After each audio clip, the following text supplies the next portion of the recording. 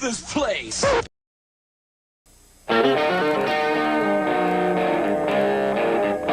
Hey, man, is that Double D? Yeah, man. Well, turn it up, man. Let's just go in and, like, kill all the orcs, right? They're the bad guys, who gives a shit? We just hack and slash and we loot their dead bodies, right? Hack and slash, kill them all, you know, conquer the infidels. Boy, that campaign sounds like a barrel of fun, doesn't it? Somebody who's opening a refrigerator and leaning in, right, is the language of a woman. Somebody who's opening their refrigerator and being cut off halfway through that lean is the voice of like a mermaid or a siren, right?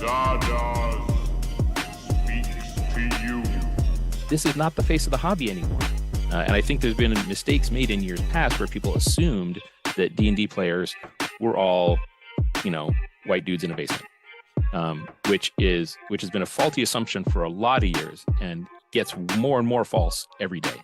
And so it's, in my viewpoint, honestly, guys like me can't leave soon enough. I just had to be born with empathy and a weakness for socialism and femboys. For socialism and femboys. For socialism and femboys. You gotta put a little hot sauce on the taco, you know what I mean? We want this dwarf to be the dwarfiest dwarf. Right. We want the elf to be the elfiest elf. And just the dashiest dash of Tabasco. Their voices need to carry across water. I'm a creative. It's a huge drain, right? Because fans can be awful. When we got the descriptions, they were very adamant. They were like, try not to make it like a white blonde guy. Like, please, like, we love him, but there's like 500 million of them. The diversity that the characters need to have needs to reflect the gaming world now. The mix of people that are playing these games, you know, it's not, 13-year-old white boys held up in their basements. It's a very diverse crowd, You say white lives matter, they don't. White lives don't matter because white lives aren't a thing. What's this? What's this? It's the jacket. The jacket. The jacket. Lutherville, Marina Del X, Otisburg. Otisburg? Who's this monster? She's got her own place. Otisburg? It's a little bitty place. Otisburg? Okay, I just wipe it off. That's all. It's a little town. Yep. Okay. We'll do it live. Okay. No. We'll do it live! Fuck it! Do it live! I'll write it and we'll do it live! Fucking thing sucks! Yeah. 5, 4, 3. Great sandwich! Just try and whack it. Yes, this is good. And again. That's it. And again. Try and breathe. Relax. Out the loop, back up. Whoa. Double zeros, baby!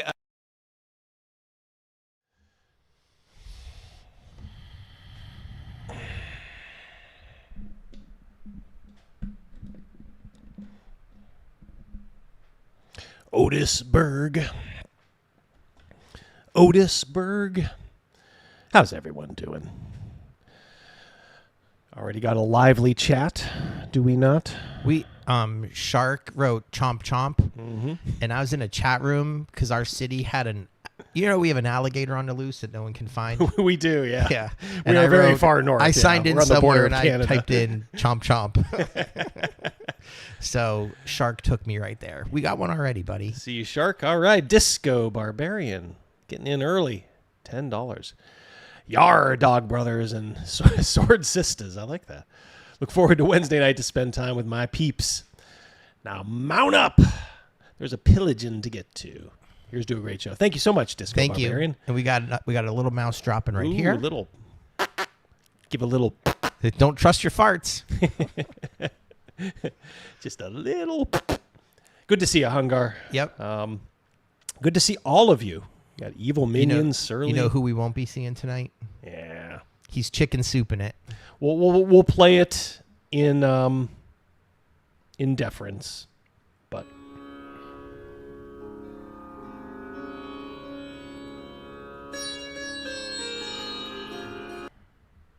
yeah. Pour one out for poor Roland. His oh man, he's had a rough week on the show. Yeah. I almost had a rough week DMing, man. I killed Roland, And look, I understand these things happen. In our Friday night game, I almost killed Pew Pew Zolt. his character in CNC. I'm just like kicking myself, like, ay, ay, ay. That one, he was in not the wrong place at the wrong time. Zolt was the only person there. Yeah. At all. He had to take the brunt of everything. And you rolled 2 crits. Rolled 2 crits. He had 4 attacks. 2 of them were 20s. We have a new house rule in that where it's like max damage on the first set, and then you actually roll the second set. Yep. So this was just... It's brutal. It was 4 tentacles from an aboleth. And, very, very tough foe. And all of them hit pew pew. I gave him a death save. He made it flying colors. He made it flying colors. So thankfully he's still here. But oof. And then that max damage on your first round of critical dice really bit me in the ass because my wife has this spectral staff spell. And it's like a shitload of like 6 die 4 or 5 die 7 4. die 4. 7 die 4. So the times first 2. hit did 31. Yeah. Because it was a plus 3 Yeah. staff. Yeah, so I'm like, I just said, guys, you understand this could go against you if you're getting whacked by a monster. They understand.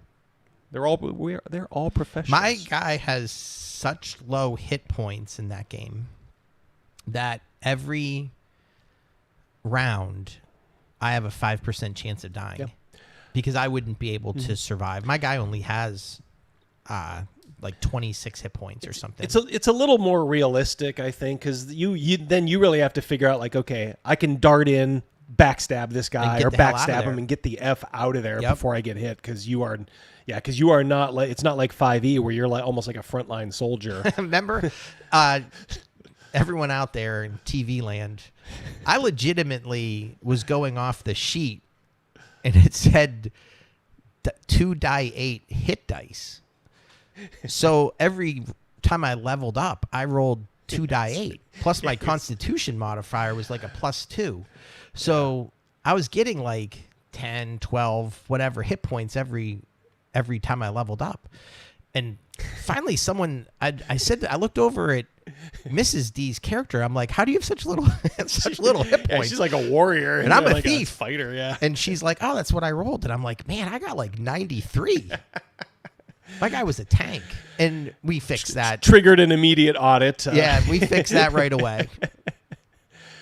DM James, the great Yakubian, he goes by now. Technology powers activate. Good to see you, buddy. We got another one. And James's brother, Rogan Rant. There you go. Yep, we got to give you yours. Thank you, Hungar, for the. We got another one. We got some housekeeping here. Edens. I'm sorry. I was thinking back to there was this guy on message boards back in the early 2000s called Edina of Neath, and he would always talk about his character that was named after his character, who was like this 30th level, whatever, almost like a god, and he was like very autistic. It's very we kind of made fun of him a little bit. We kind of ended up liking him just because he was so odd. Unfortunately, I don't think he's with us anymore. So Edens. It hurts to kill characters as a DM, but if you fudge rolls to save characters, it can make the whole game meaningless. Yeah, they will know that you're fudging after a while, and it just kind of ruins it. So, look, you just have to kind of emphasize this is a dangerous situation. What do you want to do? But in both cases, in Otto and Roland, and in our Friday night game, the risk might be worth the reward. You know, it's already worth it in Otto and Roland because they have a shitload of loot. Jeff from Denkar, $5 Canadian. Hi all, glad it's Wednesday, enjoying some Double D while working on a new submission from Mad Scribe. There you go. Attaboy. Looking for some inspiration tonight. I'm sure Chris Miller thanks you. Yep. I was thinking like I wanted to get something in there for him too. I won't hit this issue, but maybe the next. Hold on one second. That's getting cut off there. I got to raise this up a little bit. Raise the bar. Yeah, I got to raise this up just raise a little that glass bit. ceiling, just like our old mayor. That's right. Ooh, there we go. I delivered her prescriptions the other day. She's a lot shorter than I thought. Our former mayor? Yep. Yeah. She's tiny, but she also tipped in cash. She's got to be ancient. Right? She's older. Yeah. Doc Flamingo, $20. I want to take this opportunity to say goodbye to you to goodbye to you role players. I'm going to be an Olympic breakdancer. Sure, I'm 55, have a bad back, and I'm grossly uncoordinated. But it would seem that's no obstacle. Later, suckers. Well, I got good news. We are going to go over the phenomenon, which is Raygun, and better. I think I've told you guys, Crazy Mouse is not like online a lot. I mean, I've not seen this. Yeah, he does not know who Raygun is, so he's going to get the full glory. I'm interested in seeing this. Yeah. So yes. But by the way, thank you, Doc. $20 is very generous. Thank you. But yeah, getting back to characters. Yeah, I think if you're a good DM, you never feel good about killing a character, but you also understand. I hate it. Consider it like getting like a colonoscopy, or going to your yearly, getting your yearly prostate exam. Is that the whole hand there, Doc? using the whole fist there, Doc. Yeah, it's like you don't take pleasure in it, but it's something you got to do. I mean, not like do, but if it happens, there he is. I can't say, but someone told me about you shouting out Garrett's. But yeah, let's do that right now. Thank you so much, Max. $5. Yeah, let's talk about Garrett's GoFundMe. Let's do this right now. All right, so that was Legion of Myth. Max, good dude. I like Max quite a bit. While you're queuing that up, Marvelous Mr. Mean. Yeah, welcome to Just Sticky R. Yep. Thank you so much. And then we'll do your video, and then let's do that, and then we'll get James's Momentito. There we go. All right, so you guys should see that now. Yeah, this is our friend Max Liao. Nice guy. I like Max a lot. Has a great channel. I'm sure most of you are subscribed over there. But yeah, Max has a friend, Garret, who's going through some shit. Ill, loss of work, and now the home is being foreclosed on. So that sucks. Maybe we can help him out a little bit. I'm making a note to donate right after this. If you guys want to donate, the link is in the description of this live stream. Yeah, so I will definitely throw a little bit for Garret. He looks like a really cool dude, and honestly, if he's friends with Max, he's a friend of ours. He's a friend of ours. Yeah, so good. Yeah, good dude. So give it thought, I guess. If you're looking to be charitable and you normally give a certain amount every month, consider this. That's all I'm saying. Because I mean, sometimes when you think about things and you just put it into a different perspective, someone always said, just skip your coffee at Starbucks just once that week and just donate that $5. Yeah. Yeah, I'm sure every little bit helps. If it is only $5, hey, if $5 adds up. If 20 of you do $5, that's great. And if it's between that and super chatting me, just please do the GoFundMe instead. DM James, $10. My players expect to die there you go. Every time they leave civilization or enter the forests of Poland. Now, the forests of Poland are a dangerous place, are they not? Thank you, James. Yeah, it's, I don't know. Like I said, it's the players have to they have to know that they're getting a square game, as they say, and that death is always on the table. You don't want to ever be like, you don't ever want to just drop an anvil on their head, out of the blue, no save. Oh, sorry, you die. I try to never do that, so they at least know what's going to kill them. I'm not saying some of them haven't died quickly due to a very very large or powerful monster, but they should at least know what's killing them. All right, we got to get to this. All right, we got to get to this video. We got to do it. All right, so because it says Brian James, sorry he's late. He's practicing for his breakdancing. Yeah. All right, hold on. Krugus is a defender. Thank you. Yep, thank you. 1 second here. I need this. All yours. Just for a sec. Whoops. Good Lord. What are you doing here? Double D. Acting like a rank amateur. A rank amateur. Krugus. Good to see you, buddy. a defender of the realm. Patty, nice to see you, buddy. Hope all is well. Checking us from Rumble. Yeah. Rumble check-in. Good to see that. Hey, Patty, let us know occasionally, like, how many are live over there. I never have, they don't do good analytics on Rumble, so I never know, like, how many are live. How many millions are in there right now? How many millions? Ooh, look. Zol Yin. My man. What are you going to call auto-enrolling now? Well, we'll see. We'll figure it out. Right now, it's just legacy auto-enrolling, because he's still alive in our hearts, Yin. Thank you, buddy. All right, so... go ahead. You can get that down. Yeah, thank you for the $1.99. Patty said there's 4 on there right now. Oh, 4. Okay. Yeah, I know it's not like a ton, but it's like I don't know any. I think Twitter gives pretty decent analytics, but for some reason Rumble doesn't. So, hey, it all counts. Got 75 here. Hit that like button if you could. Carry the 1. That's about Panther math. Let's see here. Take off my shoes and socks. About 250 listening live. All right. So we all know Olympics. A couple of viral heroes. There's the Turkish hitman, who you may have seen in the thumbnail to this video.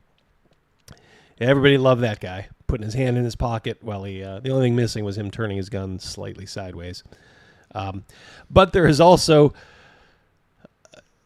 Raygun, an Australian female who decided to enter the breakdancing competition in the Olympics. And I think she may have killed the breakdancing competition at the Olympics for everybody else in the future. So do you want to see Raygun, Crazy Mouse? Bring it. Here we go.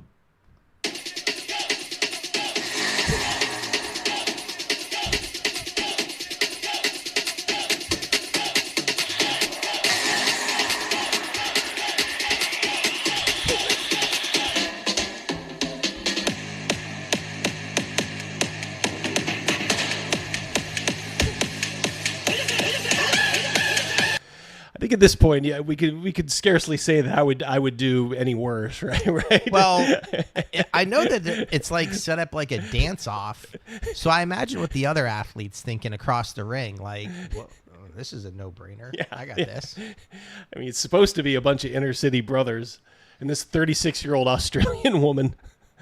Go ahead and throw up discos up there if you would. Okay. Yeah, we'll take a mid. Which should be the adventures of Otto now. He's the hero. And Rogan can play sidekicks, like in Elric. Well, you can kill him off every so often. Well, we don't want to do that. Yeah, that's not the goal. That's disco. Not the goal, disco. I mean, if it happens, it happens. Thank you, buddy. All right, so let's... One more. All right. Patrick, good to see you, buddy. $2. She looks like a soccer mom in a McDonald's tracksuit having a stroke. Patrick, that's a good analogy. I love when she does the kangaroo. All right, let's keep going.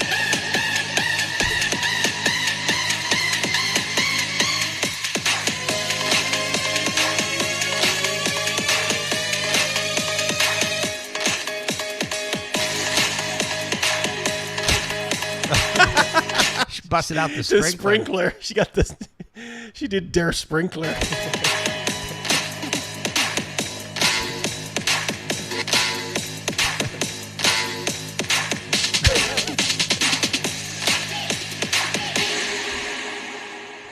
That look at the end meant business. Yeah, she was. I think we might have missed one up there, right? Yeah, Jeff from Denkar. Yep. There we go. There you go.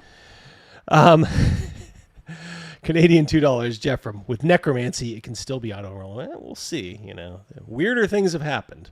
Australia's best, says James. Good day, mate. Good day. Ooh, crafty Matt. Remember, she didn't win because of sexism. Good to see you, Matt. Yeah, exactly. I'll say this. I'm going to look on from a different point of view. Took a lot of guts to do what she did. It did, but this is a case where, and you know what? It's a good point. Go ahead and we'll do discos, and then I have some thoughts. Okay, I lived through the age of breakdance. So did we. This is not breakdance, and sidekicks are important. They are indeed. They are indeed. Yeah, we went through that era too, disco. Yeah, we're pretty close in age, all of us. Let me ask you this. Remember William Hung? Of course I do. Who- She bang. Yeah. I mean, who won? Was it American Idol, right? Who knows? Yeah, who won American Idol? He that did. year? Yeah, he did. Who won the breakdance competition She at the did. Olympics? She did. Still talking about her. Yeah, because here Olympics we are. were a week ago. Yeah. I'm not a huge Olympics guy. I like certain things, certain events, and sometimes I'll just throw it on for the spectacle. But here I am, a week and a half later, and remember Eddie the Eagle, the ski jumper guy. Oh yeah, that's right. Yep. The Jamaican bobsled team. Yep, Jamaican bobsled. Going back, yeah. Patrick Demo, $5. A living example of why no one wants to go down under. Take from that what you will. She doesn't look half bad when she's out of all that getup, but she just looked ridiculous in it.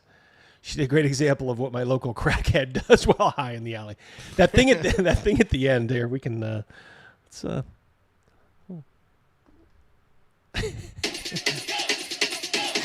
worth another look. That's the part I like the best. Is the hippity hoppity. She's saying good day, mate.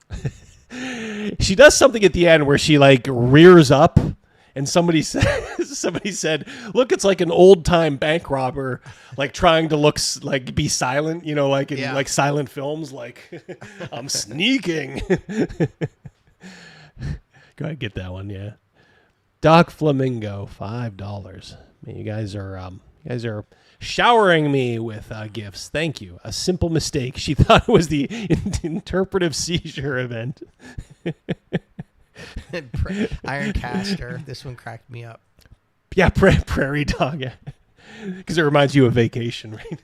Prairie dog and something else. No, yeah, has another meaning. Yeah, it has another meaning, but...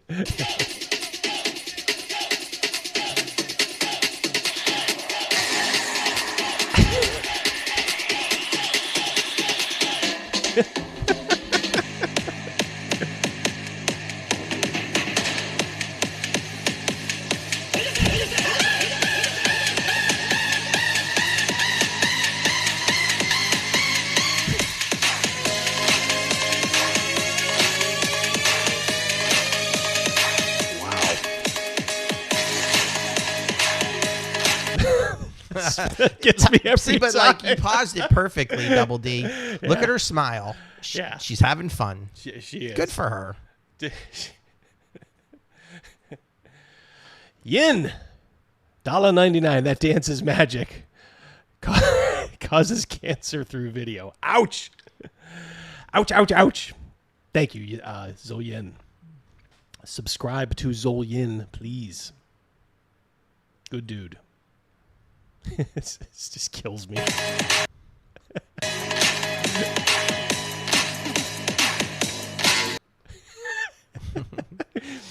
Jimmy Fallon was on, and he was talking about this, and Rachel Dratch came out and dressed like her and started to like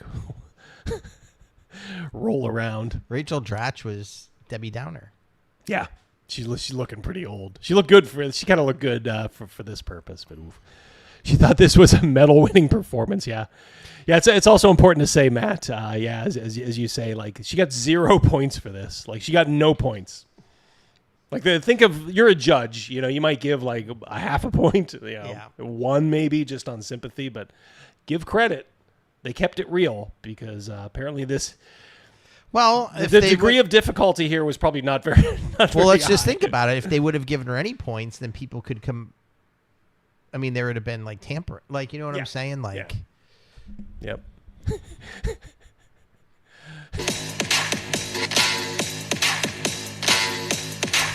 People love that. right there. Like, I'm gonna sneak into the bank vault.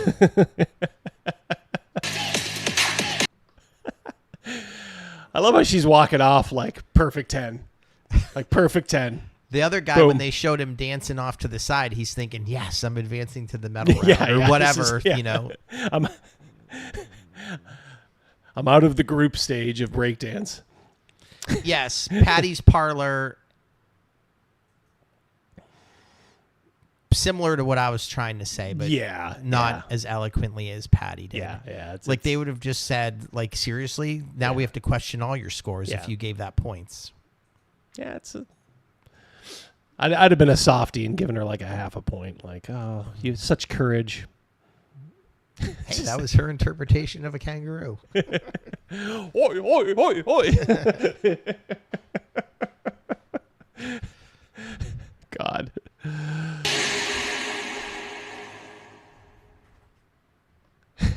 She's like, what? Mad props. She's like, what? Yeah. This is me. All you now, Nitka. That is Raygun. Mercurio, good to see you, Mercurius. $5. Australian. She created... Oh, she's one of yours, buddy. What do you got to say for yourself? She created the Olympic Selection Committee and stacked it with friends and her husband, Susan as hell. Ooh. Oh, there you go. We get the inside scoop. Yeah, she got a free trip to the Olympics out of it, I guess. And to experience everything. Yeah, exactly. Brian James, $2. Crouching woman, hidden cucumber. Oh, boy. Guys, they're on fire. Eden's, $5. She apparently made breakdancing an Olympic thing through petition as professor and then single-handedly killed its Olympic future. Oh, so she was the one responsible for it? I don't know. Breakdancing was in the works. I don't know if she was the one that did that. I'm not sure. Wow. Well, I'm sure she, like for Australia, she led the crusade. Yeah, but like I'll do it. Zol, you look at Zolyin here. He's coming in hard. $9.99. If it's true, her husband was her coach. He should be fired, divorced, or both. Not sure. She will forever be remembered for this performance, like Keisha, who sang the national anthem. Yeah, I remember that. Another winning video. Yeah. Boy, that brings back memories. Old Kesha. She was like wasn't she like the dollar store Lady Gaga? Kesha? That's who Kesha was. But the bad Olympic one, or the bad national anthem, was like, maybe Kesha did one previously, but the one at the Major League All-Star game was not Kesha. Yeah. I think I remember the one he's talking about. It was a while ago. Fergie had a historically awful one. Yeah. In the NBA All-Star game. Oh yeah, that's right. Yep, Fergie. Remember she peed her pants on stage? Yes, she did. Disco Barbarian, $2, donated to Garret and posted on. Oh, thank you very much, Disco. You are the Cal put the MVP link up, the but night. You said it's also somewhere else too. Yep. Thank you, Cal. Yeah, it's okay, Cal. You can put that in throughout the night for sure. And it's if you miss it, it also should be in the description of this live stream. But yeah, Cal, you have my permission, of course. Throw it in there ever so often. Like I said, we love Max Liao. Great channel, great guy. And if his friend needs help, let's throw a little money in the kitty. Even if we can't save his house, maybe we can help with moving costs or something. Something. Yeah. Every little bit will help. Yeah. And like I said, this is of course legit. Zoylan did text him. Oh, okay, it was Ferg. Okay, yeah, it was Ferg. Yeah. That was the NBA All-Star game. It's okay for bringing up Kesha though. I have fond thoughts of Kesha from back in the day. She was kind of like that, like I said, like the raunchy, like a lady, poor man's Lady Gaga. Yeah. Who is the new Harley Quinn? Yes. Yeah, I'm kind of intrigued by that. I don't know. Some people are saying it's going to be terrible. I don't know. I'm reserving judgment. It's a sequel, so. Disco, this guy can't stop. He can't be put down. $2. Word. Helping each other is how we survive. Yeah, we got to help each other on this side. I have no doubt if he's friends with Max, he's a good, probably a very good dude. So let's. I mean, I'm not saying where to spend your charity money, but helping folks that you kind of know or know people who know, that's always a good thing. Yeah. Yeah, she's reading. Yeah, Kesha's reading this and fuming about it. Yeah, I'm going to get a strongly worded email from Kesha. Whitney Houston set the standard for singing international. Yes, she did, Rich. Thank you, Someone Shark. always said that when you go and sing the national anthem, your goal is to be Whitney and not turn into Fergie. Yeah. We were at our local baseball game, and I'll give this girl credit. She's probably like a late teenager, but she kind of did the. She started like that, but it was before anything came out. So I just looked at Mrs. D. I'm like, oh, we might be in for a rough start. She pulled out of that tailspin perfectly. That's good. It was a fine performance. You know, actually, it was one of the better ones I've heard so far. So, good on her. Let's see. All right, so we did a Raygun. Let's go to. Let's tell you what. Let's go to. I may need the control here for a moment. You got it. Long shot just showed up. Long shot. Long shot. Our Crafty Matt. Crafty Matt. Yep, good to see you here, Matt. This video. All right, so yeah, we got Prof DM.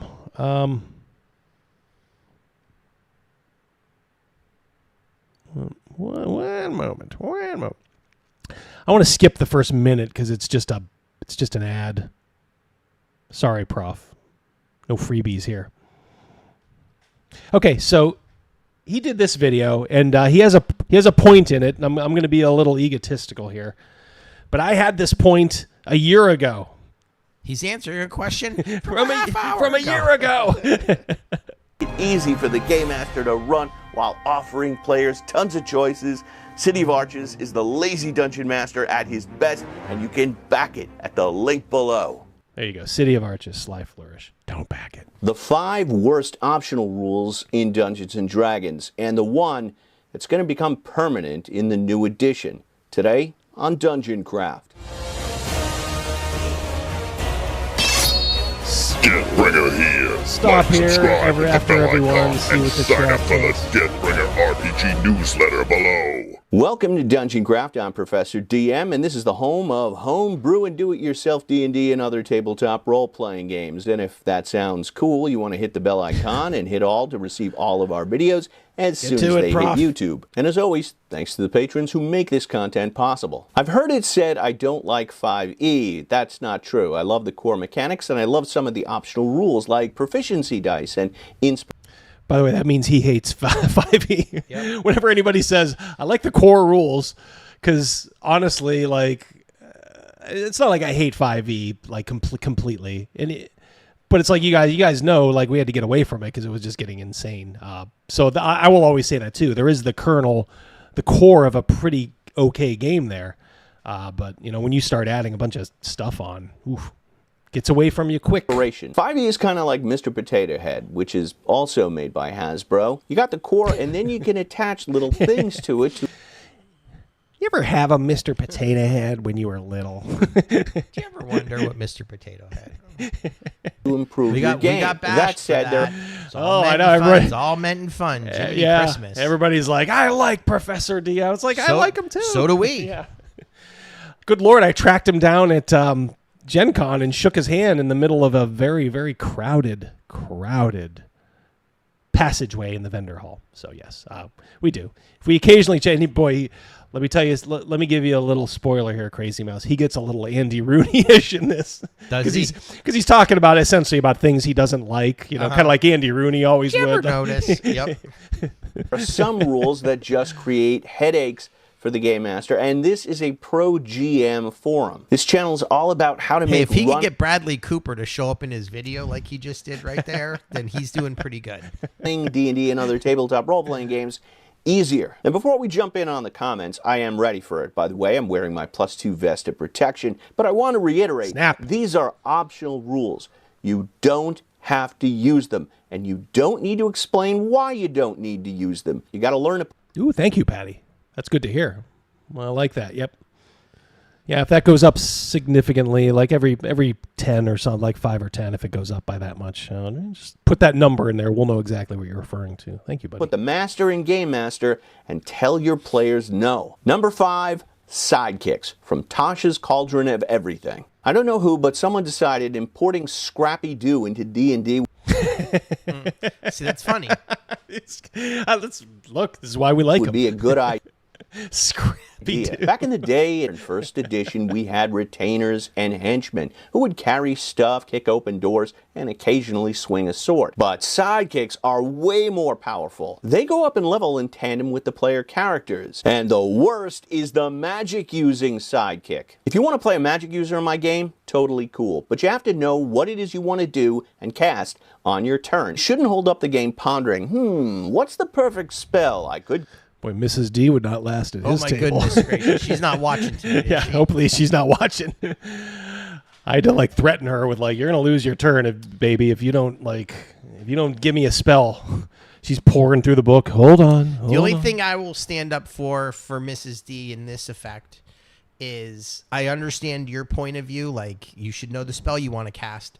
Sometimes because we re-roll a niche every round, her turn could come up very quickly and not know that it's going to be her turn. Like, you don't know when your turn is going to be. So that's the only thing I'll say for her defense. True. But it is, Double D is correct. Last week he threatened to skip her turn. I mean, I'll give a little leeway. I guess I'm not as harsh as Prof here, but I mean, it was like a couple of minutes. But you do give a countdown. You got 5, 4, 3. Like you give. If a round is 6 seconds, you're giving the 6 seconds. Yeah. But keep in mind, I'm also giving that 5 or 6 seconds after 2 minutes. Or, right. Like, what are you doing over there? I'm looking at a spell. Okay. I'm patient, but good Lord, I mean, we don't have all night. Will GM for Food says I'm blaming Hubby D. I'm not. I'm just looking at it from another point of view. No, I appreciate it. I'm on his side, but there is times when you just don't know when you're. My mouse will tell me if I'm being a little too harsh or something. I take it to heart. Cast this, but maybe I could cast this. Hey, what's the damage on that spell again? Let me look it up. And a magic using sidekick is even worse because it makes someone's turn twice as long. A sidekick is essentially a bag of hit points and a list of extra spells at the wizard's disposal. I don't mind apprentices as a storytelling concept, but the sidekicks as written, that mechanic is totally broken. I wasn't even aware of sidekicks. I guess that's something we never did. Never had. Was that something from Tasha's Cauldron? Tasha's Cauldron is like, I guess, the book that completely, like, kind of broke 5e. Sidekicks. Yikes. Oh, this might be the one where he agrees with me. So let's have your attention, please. 4. Aasimar Aarakocra, or any character species that can fly. The Jedi are the wizards of the Star Wars universe, and they can do a lot of cool things, like manipulate people's minds and move things with the Force. But there's one thing they can't do: fly. Yeah, we're not going to talk about that. Just go with me on this one. Gandalf can do a lot of cool things in Lord of the Rings, but there's one thing he can't do: fly. So many epic battles in the movies we see take place on someplace high because gravity is a thing and the possibility of falling creates tension. But if your character can fly, it's not a problem. Think of the bridge at Khazad-dûm in Lord of the Rings where Gandalf battles the Balrog. If Gandalf could fly, it wouldn't have been a big deal if he fell off the bridge. Frodo and Sam wouldn't have had to scale all those mountains if they could have just glided over Mount Doom and plunk with the ring. Characters with wings can't fall off cliffs and they could just hop over pit traps. It's a mechanic that simply allows them to bypass entire challenges. And it has nothing to do with player skill. The player just decides to play that species at the point of character creation. It's as if there were a rule that said, if you name your character Max, you don't have to worry about gravity. And worst of all, the Aasimar are going to be one of the core species in the new edition of Dungeons & Dragons, and I think that is a terrible idea. It makes a game master's life so much more difficult. Number 3. All right, so I don't know if it makes it more difficult.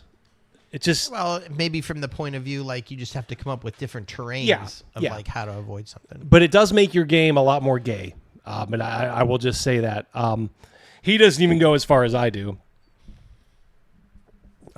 Let's just say I highly encourage our wizards not to take the fly spell. You can take it, but you're wasting a spot. yeah, you can go ahead and take it, I did a video on this about a year ago. I took some heat, and I understand, Because there's probably of course new players who are like, oh come on, it's flying's fun, woo, you know, it's like greatest American hero. And there's probably old school who are like, well, what are you, a bad DM? I just don't like the aesthetic. I don't like the aesthetic of a group of PCs, or even if it's just an individual, just kind of flying through the air. It has always just seemed so dumb to me, just so dumb. And he is right. I mean, it does make a lot of things easier. Look, part of the fantasy tropes is the journey to get there. You know, when your journey to get there is a piece of cake. And then you know what? People will always say, well, you're just not throwing challenges at him. Oh boy, it's a look, guys, it's a dragon out of the blue is coming to take you out of the sky. Not difficult for me, says Lord Matty. It's good to see you, Matt. Not difficult for me, guys. Toss your PHP and pick up your Lamentations of the Flame Princess book. Problem solved. There you go. That's one way to skin that cat. Yeah, but if you are playing a game that does have that spell, which I do not allow, and then another thing too is like, well, we could have, you know, people waiting on the ground to like shoot at. I'm like, what is it? Is like a radar station? Like these people are actually expecting people to fly over. Mm-hmm. By the time you go over them, like they'd be like, holy shit, did you see that? There's people up there flying, and then you're gone. It is the dumbest thing. Yeah, so I do not allow flying because it is dumb. I wouldn't allow a race that flies, and I don't even allow the freaking spell. Now, I do allow Featherfall because I could see Featherfall being kind of in the fantasy mold. Asterion Moloch, $10. I did end up with a character who got the ability to fly, but this literally only happened at the very end of the campaign in the last fight, and that took the blessing of a god to get it. Yeah, look, it's just my opinion. You know, maybe you have a really, really magic heavy game where this stuff, maybe there are essentially like radar stations, you know, where they expect people to fly. If that floats your boat, perfect. But we play very traditional. But the Aussie breakdance girl is pretty fly, right? Hey-o! I'm looking for it.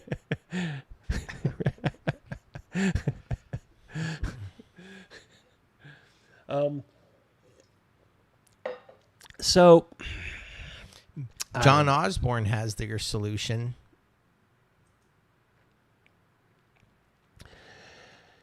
Lasts a minute. 5th level lasts a minute. I might be able to get behind that. How far could you fly in a minute? Yeah, it might be enough to get you out of danger.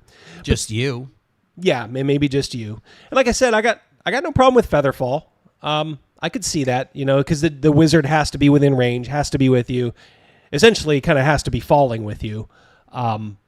So I get Featherfall. I'm fine with Featherfall. I just don't like flying. Flying is awesome in superhero games. Exactly, Disco. $2. Thank you. Yeah. It's just it's a mismatch. To me, when you start to picture that stuff, it just kind of kills the mood, kind of kills everything. It's like with Birthright, we're trying to do, you know, sure there's magic, but it's kind of based, you know, in a lot of Western European, you know, medieval. I killed a flying PC with a goblin missile launcher once. Yeah, there you go. It's a way to do it, but like I said, it kind of kills the theme of your game. A wizard flying around is going to be every archer's primary target. It is, but like I said, are you looking at the sky, James? Like I said, you're just a guy, and if you can fly as a PC, why wouldn't you just fly high, out of range, like 500? You know, I don't know, like a mile high or something. It launched goblins. Yeah. So this is one I'll go to the mat, and I'll even go to the mat with my fine divers here. Even if you agree, I will respectfully disagree with you. But yeah, no, flying is no good at Double D's table. It's like what Talos 4 in Star Trek. You know, the Talosians. Remember, it's the one spell that's completely banned. Doc, I tell you, this guy, he's like Captain Insano tonight. He is. Yeah, your character can fly, just like I can give all my NPC wands of surface to air magic missiles. Yeah. Yeah. Like I said, I mean, it would be kind of fun to kind of like, you want to fly, huh? I'll do this, So look, and it could be fine for like a joke game or like a lighthearted game. Then, if that was the case, then yeah, I might actually allow it if this was completely lighthearted and you could have stuff like that. But yeah, for like a normal game, do yourself a favor. Just tell your wizard straight up, you're not going to fly. And if they ask for a reason, just say, hey, it's me. Kills the mood, and I just can't get into it. But it's the only spell I'm gonna ban. So, multi-classing. Many players don't realize multi-classing is actually an optional rule, and there's a good reason for it. In my 40 years of being a game master, I've never met a player who wanted a multi-class because of a story or a background-related reason. It's always, I want that feat, that power, that ability, that feature that my class doesn't have. It's a power gaming move, plain and... Yeah, power game. I gotta agree with him there, although I wouldn't stand in the way of a multi-class. I multi-classed. Kez was a thief, and he had a couple levels of bard because I needed to do it for ventriloquism. Yeah. I'm generally fine with multi-classing. Is a little power gamey, but that's okay. I do see that point about I want that feat because we had someone in our group that did it exactly for that reason. It's that level of fighter. Yeah, it's my level of fighter. So the great Yakubian, James, you don't allow resurrection or raise dead. Generally the like the clerics don't get that high. I have allowed resurrection in our game, but it came with some very almost world-breaking consequences. It created like a paradox almost, and almost ushered in the end of the world, which the PCs had to stop. They kind of started it, so they had to stop it, and a lot of them died, unfortunately. But it also kind of changed the world a little bit because it opened up a gate, and a lot of things came through that gate during the time that it was open. So there's still living with those consequences. So yeah, I'm of a mind like, yeah, okay, let's think about this.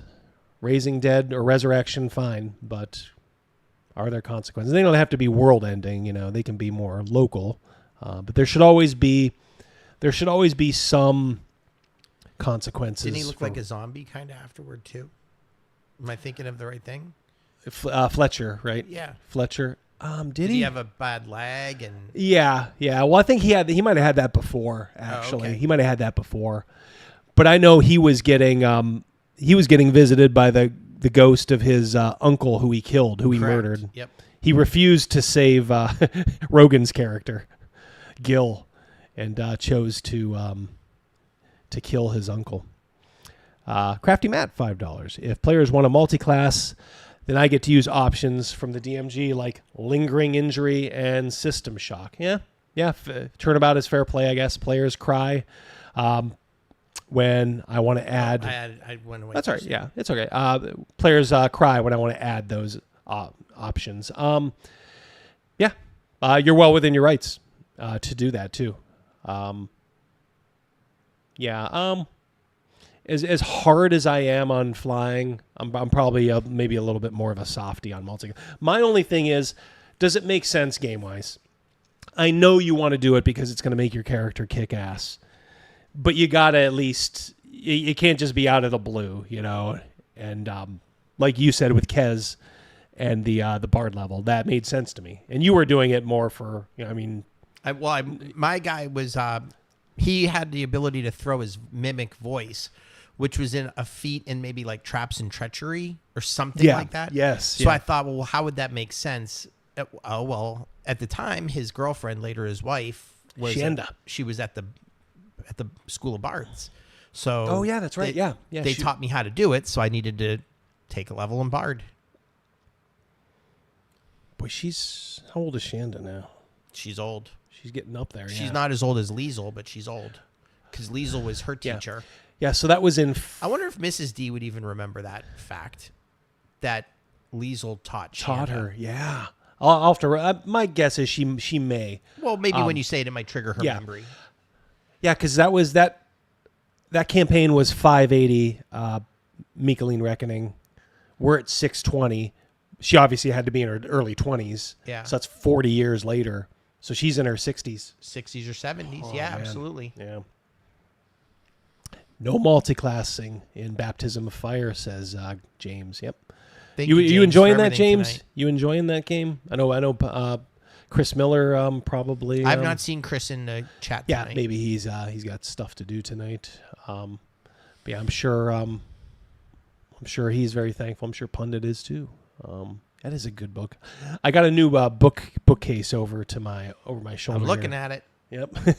So I was finally able to properly kind of display some of these newer books that I've been getting from folks. All right, let's bring it home. You know what I hate? I hate multi-class. Why do they call it multi-class anyway? I mean, Simple. not going to I can multiple see it if you only have 2 players, but I think Dungeons & Dragons works best when players have a narrow field of expertise. That way they could support each other. It's like the A-team. The face is good at the social interactions. B.A. Baracus is the tough guy. Not one member can do everything. I know they had multi-classing in first edition. You got to give it up for the A-team reference. Yep. I mean, I like it. He's on fire. Shark says Monty Cook Shanna will bring whips and chains into your campaign. Ouch. But back then, I was trying to look her up, Shark, at Gen Con. They're like, Monty's here. I'm like, I don't care about Monty. I want to see Shanna. I want to get Shanna's autograph. Your Elven Fighter magic user could only get to 6th level as a fighter and 11th level as a magic user. There were checks and balances. In 5th edition, everyone gets to do everything, be everything, and go to unlimited levels. And that It sure doesn't sound like he likes 5th edition there. No. Everybody gets to do everything, be everything. And you know what, Prof? I am right with you. I am right with you. Yeah, it can get out of control. If you don't watch things as a DM, you may love your players and they may love you, but hey, look, if you're kind of like a soft parent, your kids will still love you, but they're going to take advantage of you because they know they can. So Brian James brought up a great point. Face is more of a bard. Oh yeah. And I would have thought that actually the crazy one was the rogue. Oh rather yeah. than a magic user. Murdoch. Yeah. I had him as a rogue. Do you remember the one where he had to pretend he was crazy and he just kept saying trash bag? Yep. That's a good show. I made it a point to watch that show. That premiered, because I remember when that premiered, because we were in Florida. It's the only Super Bowl I've ever watched out of state. Uh-huh. And it was the Miami-Washington. Like in the early 80s. Yeah, the 82 season, so it would have been January of 83. Yeah, it premiered right after the Super Bowl. Because I'm like, A-team. Let's check this out. Let's check this out. That's very difficult to game master. I know they're popular, and I've had players show up with multi-class characters all ready to play, thinking I would just automatically allow it. So I know how difficult it can be for a game master to say no, but game masters, you need to learn how to say no. Salient advice, yeah. Sometimes you have to say, guys, you're just going to have to trust me here. I don't think this is going to help the game. I'll try to give you something else, but sorry. Disco Barbarian, $5. No multi-class means no Conan, no Elric, no Fawford, and Grey Mouser. Yeah, the old fighter thieves. Like I said, that's why I'm not quite as strict. But then again, I'm not playing 5e. So even in games like C&C, I don't want to say it's nerfed, but I think they mitigate it just a little bit. But yeah, I mean, if there's an in-game reason, no reason to stand in its way. I mean, you look, even if it is a ploy to get a little powerful, hey, a little of that ain't too bad. Now look, if it's the same player, always multi-classing, always doing that, that's when you may want to. Holy cow. Classic Conan is fighter only. We haven't seen Laren Jekko in forever. Jekko, yeah, good to see you. Fighter only. I mean, he doesn't really like disarm traps, so I can kind of see where you're coming from. He's just a fighter who steals things, I think is what you're saying. That's an interesting take, and it's not one that should be immediately dismissed. Although I would still say he probably has enough with like the move silently, the climbing, all that kind of other stuff, where he probably has some levels of thief if you were to stat him up. So yeah, so I would respectfully disagree. Disco's but is saying that same thing. Conan is more than a fighter. Yeah, so but hey, I admire those kind of takes. Because I can see kind of where it comes from, but I think he does do enough thief things, even if he doesn't do all the classic, role-playing thief things. Number 2, and this is another big one, feats. Players love feats because they can customize their characters, and feats don't fail me now. There's nothing inherently wrong with the concept. The problem with 5e feats is they are, some of them, ridiculously imbalanced. Give you an example, passive perception. I have a 5th level character. Let's say they're an elf. I choose the expertise feat, and it increases any ability score by 1. I increase my wisdom, which was already 19, to 20, the maximum, and now I have plus 5. And it doubles my proficiency bonus from plus 4 to plus 8, and I start with a base of 10. Then I choose the observant feat, and that gives me plus 5 for a total of 28 passive perception. There's only 20 sides on this die. You've got a bonus that exceeds the range, and you automatically succeed without telling the game master anything, without casting a spell, without losing any sort of resources. At 5th level, you can detect every trap in the Tomb of Horrors, and no monsters can sneak up on you. And it's not because you played the game well. It's because you read a book and found a loophole. Again, it's like I name my character Max, and that means he can never be surprised and automatically sees every trap ever. It's why my own... Gotta agree with him there. Jeff from Denkar, $5 Canadian. I've seen multi-classing abused to the point where the player had 6 classes at level 16 in 5e. Oof, yeah, no. My games now have to have story reasons to do. So yeah, that's all I would say. Just, is there a story reason? And I would also, I would cap it. I would just say, look, maybe you got to specialize a little here, lean into what you do best. So if it's just like 2 classes, it should probably only be 2 classes. Great Yakubian DM James, instead of playing multi-class, play skill-based games. Yes, that's another option. You could play something like Mithras or, or like Rune Quest, something like that, where you don't have classes. So Conan is totally multi-classes, Patrick. I do agree. Look at those titles: Conan the Barbarian, Conan the Thief, Conan the Pirate, Conan the King, Conan the Librarian. Conan the Librarian. He always gets one in there. That's why we love him. Yep. Thank you, Patrick. He's in my opinion, he's got those levels of thief. We got a question for you from Christopher. Christopher Holm. Hey, Double D, what's your opinion on Rollmaster? Other than the tables, Christopher, our friend Gavin Morgan had that game early on.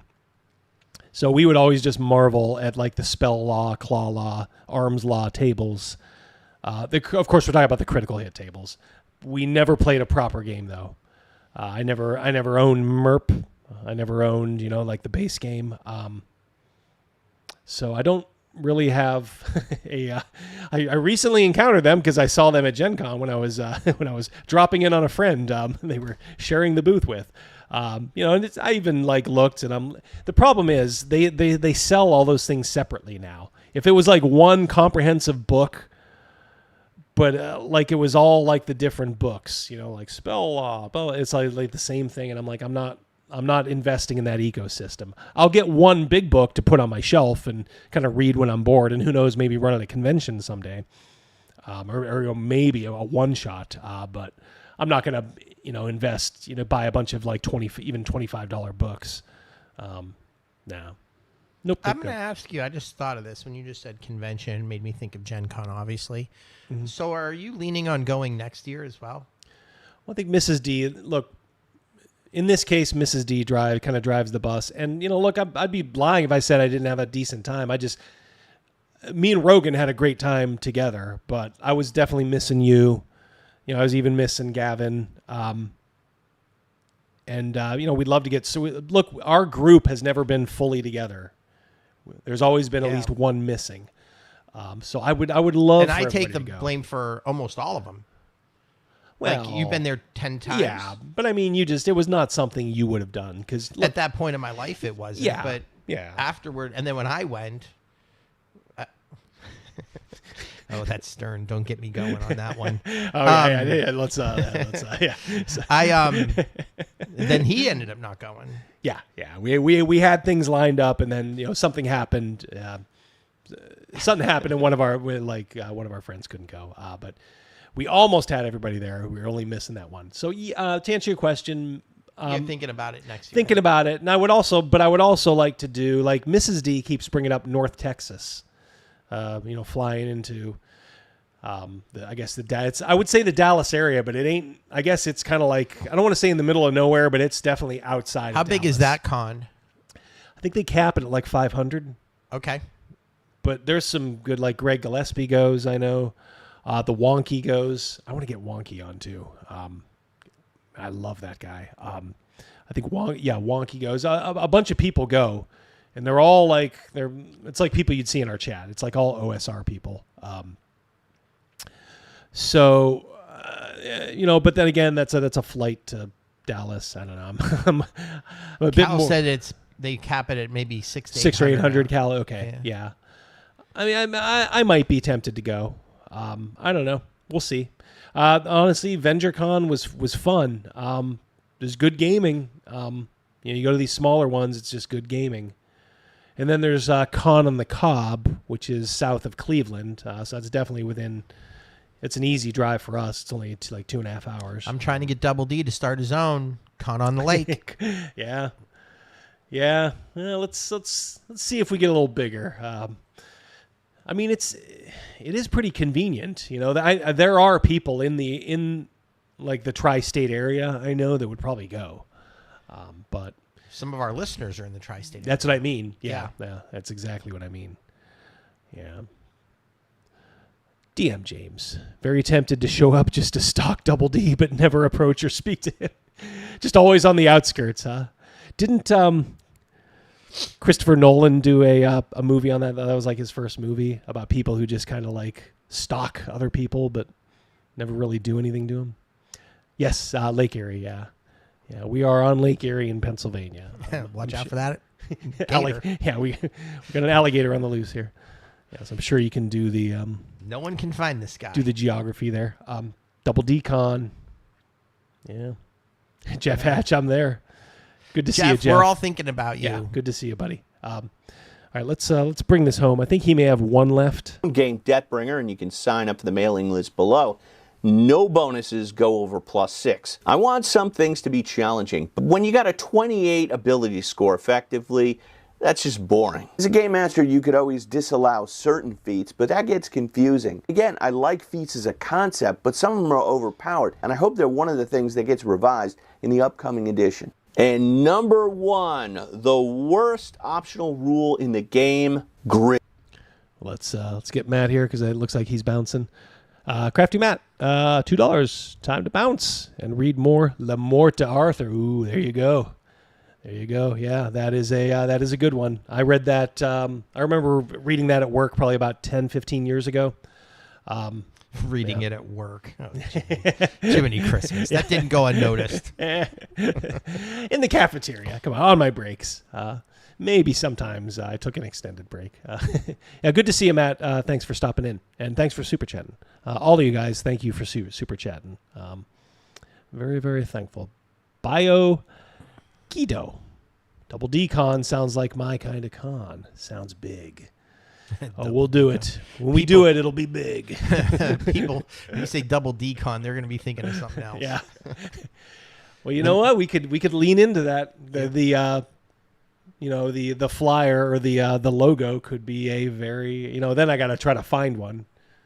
A buxom lady to, dressed in probably a chainmail bikini.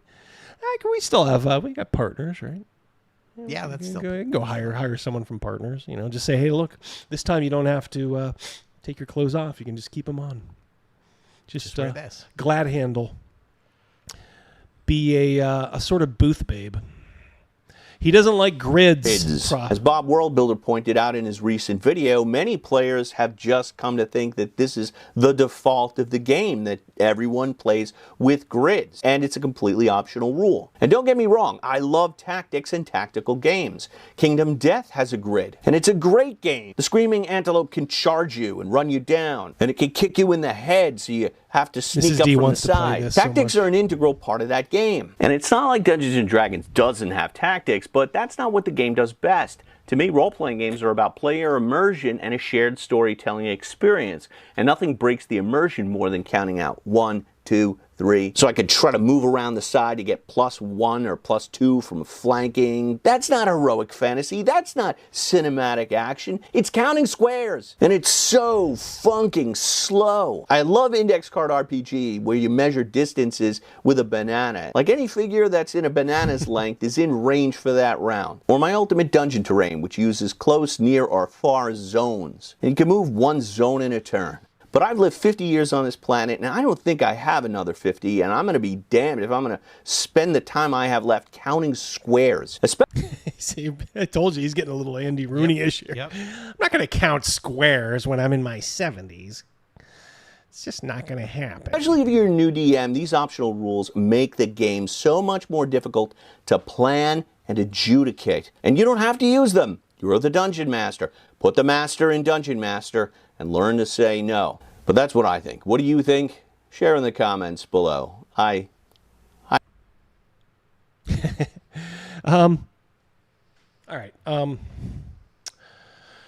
I like grids only because you can figure out how far you can move. It does give you look. I think the way I've kind of evolved over the last couple years is we do grids, but I'm not a slave to them.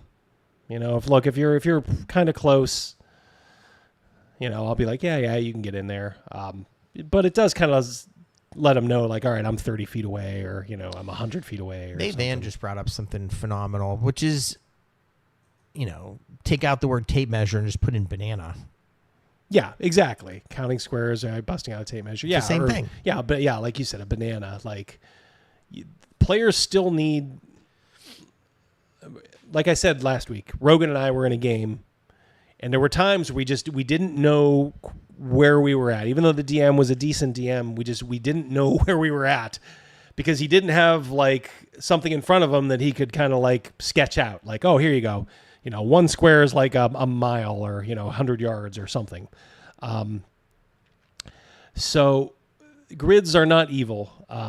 You know, being a slave to them can get a little finicky, and I'm not even saying that's, you know, I understand because we were hardcore tactics for a long time. Like, yep, you only got this amount. As I get older, it's like, all right, look, if you know, just don't make it ridiculous, but yeah, you can probably get in there. In fact, I bought these like little green, like bendy things to kind of like those. They look like pool noodles. Yeah, they're like little green. I think they're for women's hair or something. They look like Crazy Mouse is 100% correct. They look like little pool noodles. And sometimes I'll just be like, look, this is roughly 30 feet on a 1-inch grid, you know, thing. Just kind of use that as, you know, if we're going gridless, just use that as a indicator, and you know, we're good to go. Just get a war game movement stick. It's banana. Like, yeah. I did kind of notice that. Like, that's, you know, he was like, this is counting grids, but here's a ruler that you have to use. So it's like, all right, there is a need for players to understand what's going on. How close am I to the action? Can I get in there, or, you know, can I get out? That's why I'm a big fan still of physical things, and you don't need to have, like, I have a shit as you channel members know, you know, I have a shitload of Dwarven Forge terrain. We did a little member only live stream on Friday. That was fun. But you don't need that. You know, you can just get wooden blocks, paint them up gray or black, and just kind of use them as like, hey, you know, this represents this wall, or, you know, this obstacle, you know, here's a cart, you know, just anything. You know, I bought like children's wooden blocks, and then I just literally painted them up. That was, of course, before I leaned in pretty heavy to the Dwarven Forge, but that's really all you need. You know, so. Disco's heading out. Disco. Oh, yeah, it looks like it. You Later, leaving? homies. Disco, you leaving, buddy? If you are, thank you for thank you very everything much. tonight, if you are leaving. yeah, thank you. Oh, not me. Oh, Okay. no, okay. Nix it. You. And just like that, welcome back. Oh, Disco. yep. There's Nix it. Yeah. Sorry, had to work. Have a great night, guys. Good to see you, Okay, Nix it. there Yeah. you are. Hope you guys are doing well. You and the missus. Yep. Yeah. Sharks. Some bananas are bigger than others. Yes, that's right. Like Dawn Day. Yeah, Dende. Yeah. Dende. Yeah. Rogan stole that character. Bleaker. We play in a field and stand the actual distance away as our characters. Best way to visualize it. Yeah. We had a player at our table threaten to do that. Like, let's go out back. I will swing at you. You're swinging into a space. I will take that. Remember, he wanted to carry your chest of drawers up the stairs with a sheet. Yes. I'll do it right now. I'll do it. It's like, no, you don't have to. You don't have to. He was a good guy, but a little odd at times. All right, so we did Prof DM, the optional rules. So you got my view on it. I think I kind of know your guys's. You know, the big one was the fly. I was pleased to hear him say no flying creatures, but he ain't going far enough if he's allowing the fly spell. Prof DM, if you're listening, join the club. Ban it. All right, before we get to Garibay, we got a Garibay video for you. That's a teaser right there. There you go. There's a teaser. All right, so watch this. Oh boy, another. Thank Libs of TikTok for this one too. We love these lunatics. White people are truly so dense. So there's this woman that had a cool dog, and my dog was cool with her dog. So they played a little bit, and then Go ahead. Get James's. DM James, the great Yakubian. Some girls are bigger than others. Yeah, yes, they are. This one, for instance, big but not in a good way. her friend pulls up, and we start talking about my dog. She's a German Shepherd, Belgian Malinois. And she's like, oh yeah, all the dogs that protect the president are Malinois. And then I start talking about how trainers end up being super racist, and they are racist, and then it perpetuates a stereotype of my dog that she doesn't fuck with black and brown people, which is the opposite. I literally told them, I was like, I trained her to not like white people. Oh, great. Yeah. A German Shepherd, that doesn't like 70% of the population, probably higher where she lives, because all these people that claim to hate white people, they seem to live in very safe areas. Which the woman with the dogs laughed at. What a disgusting creature. That's hilarious. But anyways, surprised though, because she was also white. You're white too. Hate to break this to you. But I was like, yeah, the trainers are a little bit Yeah, sweaty. Yeah, grognard. Yeah, very sweaty. The trainers are racist, and she was like, towards other dogs. I think she's got hot dog neck.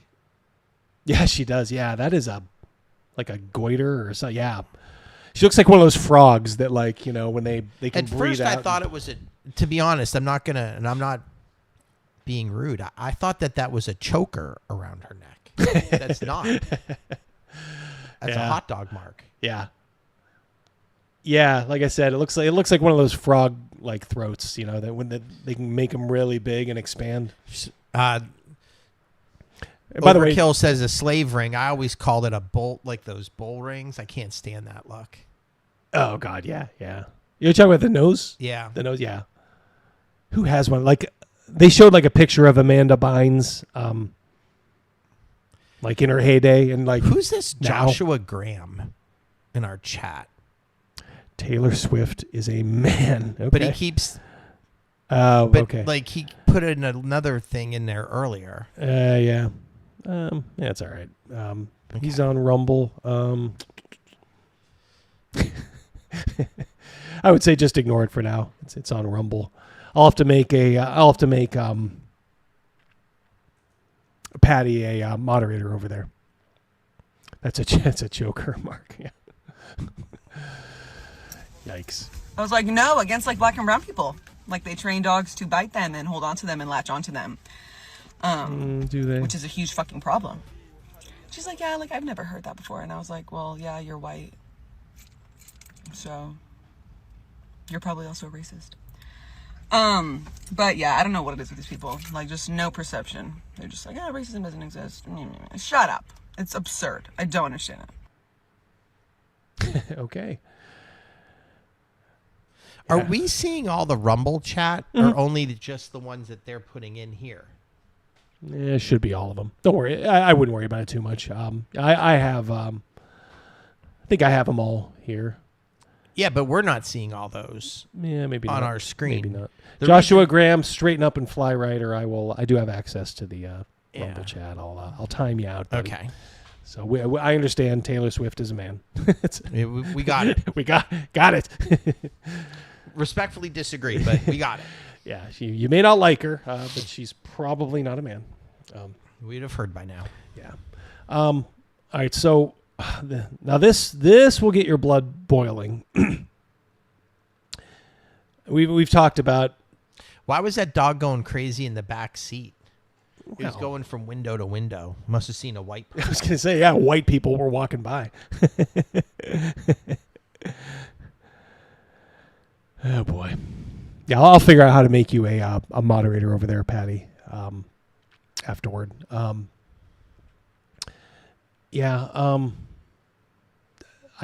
These people they're out there.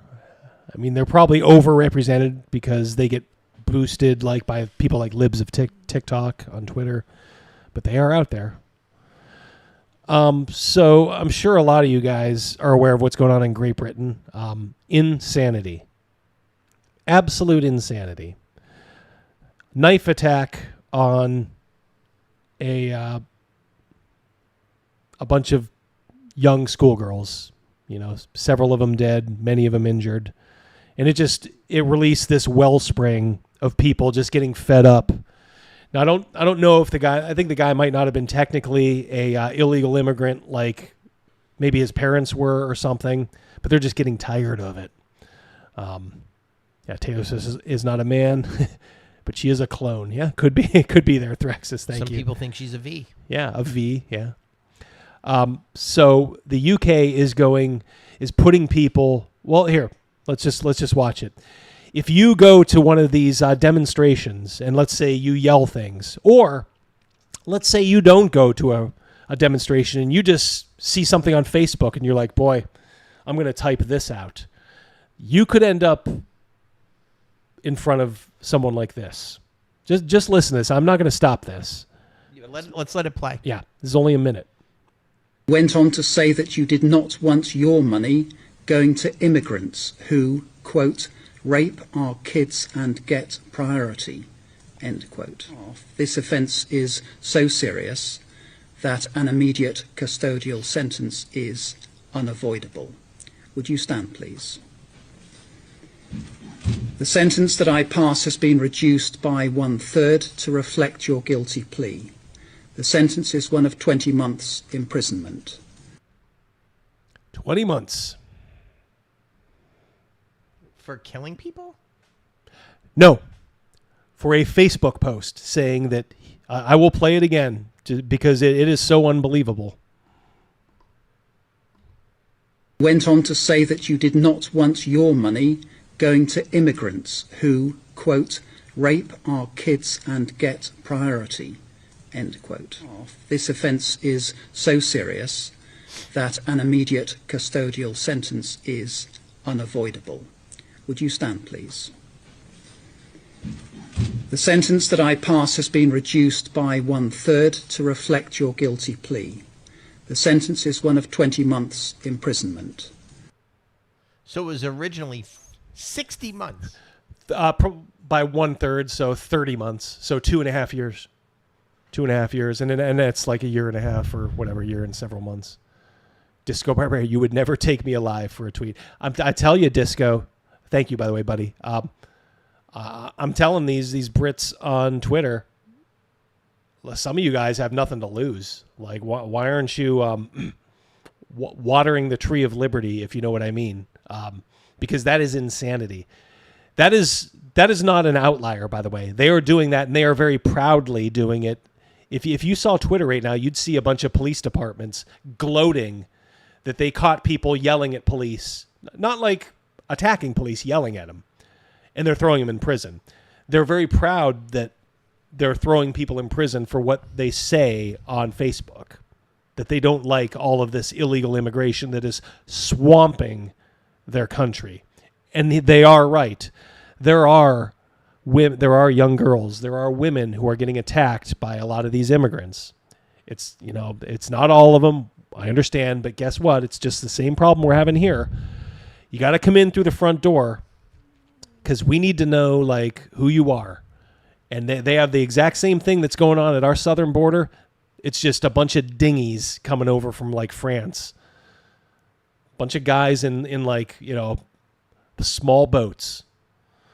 Tell you what, if I had a boat over there, man, I don't know. I might just go, you know, I might just put like a bull bar on the front of my boat, if you know what I mean. That's all. That's all I'm saying. Hey, look, it's a short trip. If anybody falls overboard, they could swim back. But holy shit, your government is throwing more people in prison. Somebody took a look at the stats of China and the UK. China is throwing in half as many people for what they say online. Half. So, Double D, I have a question, housekeeping question. Yep. Do you see Marvelous Mr. Mean? Yep. That's a special one. That is, yep. All right, it's a different color. Yeah, it's got that new There color, you go. yeah. Yep, just sticky R. Marvelous Mr. Mean, new meaning to Facebook jail. Exactly, yeah. Marvelous Mr. Mean, absolutely, yeah. Yeah, for sure. This is just insanity. And the thing is, I don't know if they'd ever be successful, but don't delude yourself into thinking that there's people over here that don't want to do the same thing if they get full power. So, you know, like presidency, House, Senate, Supreme Court. If that ever happens, there's really nowhere else to move. So, you know, just get ready, I guess. But yeah, that is insanity. Anybody cheering that on is an authoritarian. They are the things that they accuse us of being. So it's just a shame because there's probably a lot of people who were, you know, living in the UK 10 years ago and like, yeah, this ain't such a bad country, you know. Look where you are now. I mean, you saw your leader, the kind of guy he is, hitting that punching bag in the intro. That's Keir Starmer. Two-tier Keir, as they say. Two-tier policing. One for the immigrants and one for the law-abiding people who they go the hardest on. So, I don't know how many UK, I know there's a couple, like how many UK folks I have in my chat. I'm sure I have some in the audience who at least look at it afterwards. You have my sympathies, and boy, I don't know what to say. Lord Mattias, $5. Did you see the police commissioner that said he was going to extradite Americans for their Facebook post? Yeah, Second Amendment, go Burr. Yeah, yep. Go ahead and try that. Meat. He's a just sticky R2. New member. Freedom is never more than one generation away from extinction. We didn't pass it on to our children in the bloodstream. Absolutely. Yep. It's only ever one generation away. And once it goes, it is so hard to get back. I mean, holy shit. If we lose it, we're fucked. We are fucked. DM James, $10. James, thank you very much. Yes. Wait, hold on. Go ahead, do that again. Give him another one. Yeah. Had to undo the desktop audio. Cops, judges, and politicians have homes and families. Yeah, they do. Something to keep in mind. Look, I'm all about if the police are enforcing a just law, or a just series of laws, then they're doing what they should do. We need an orderly society. They got to keep the peace.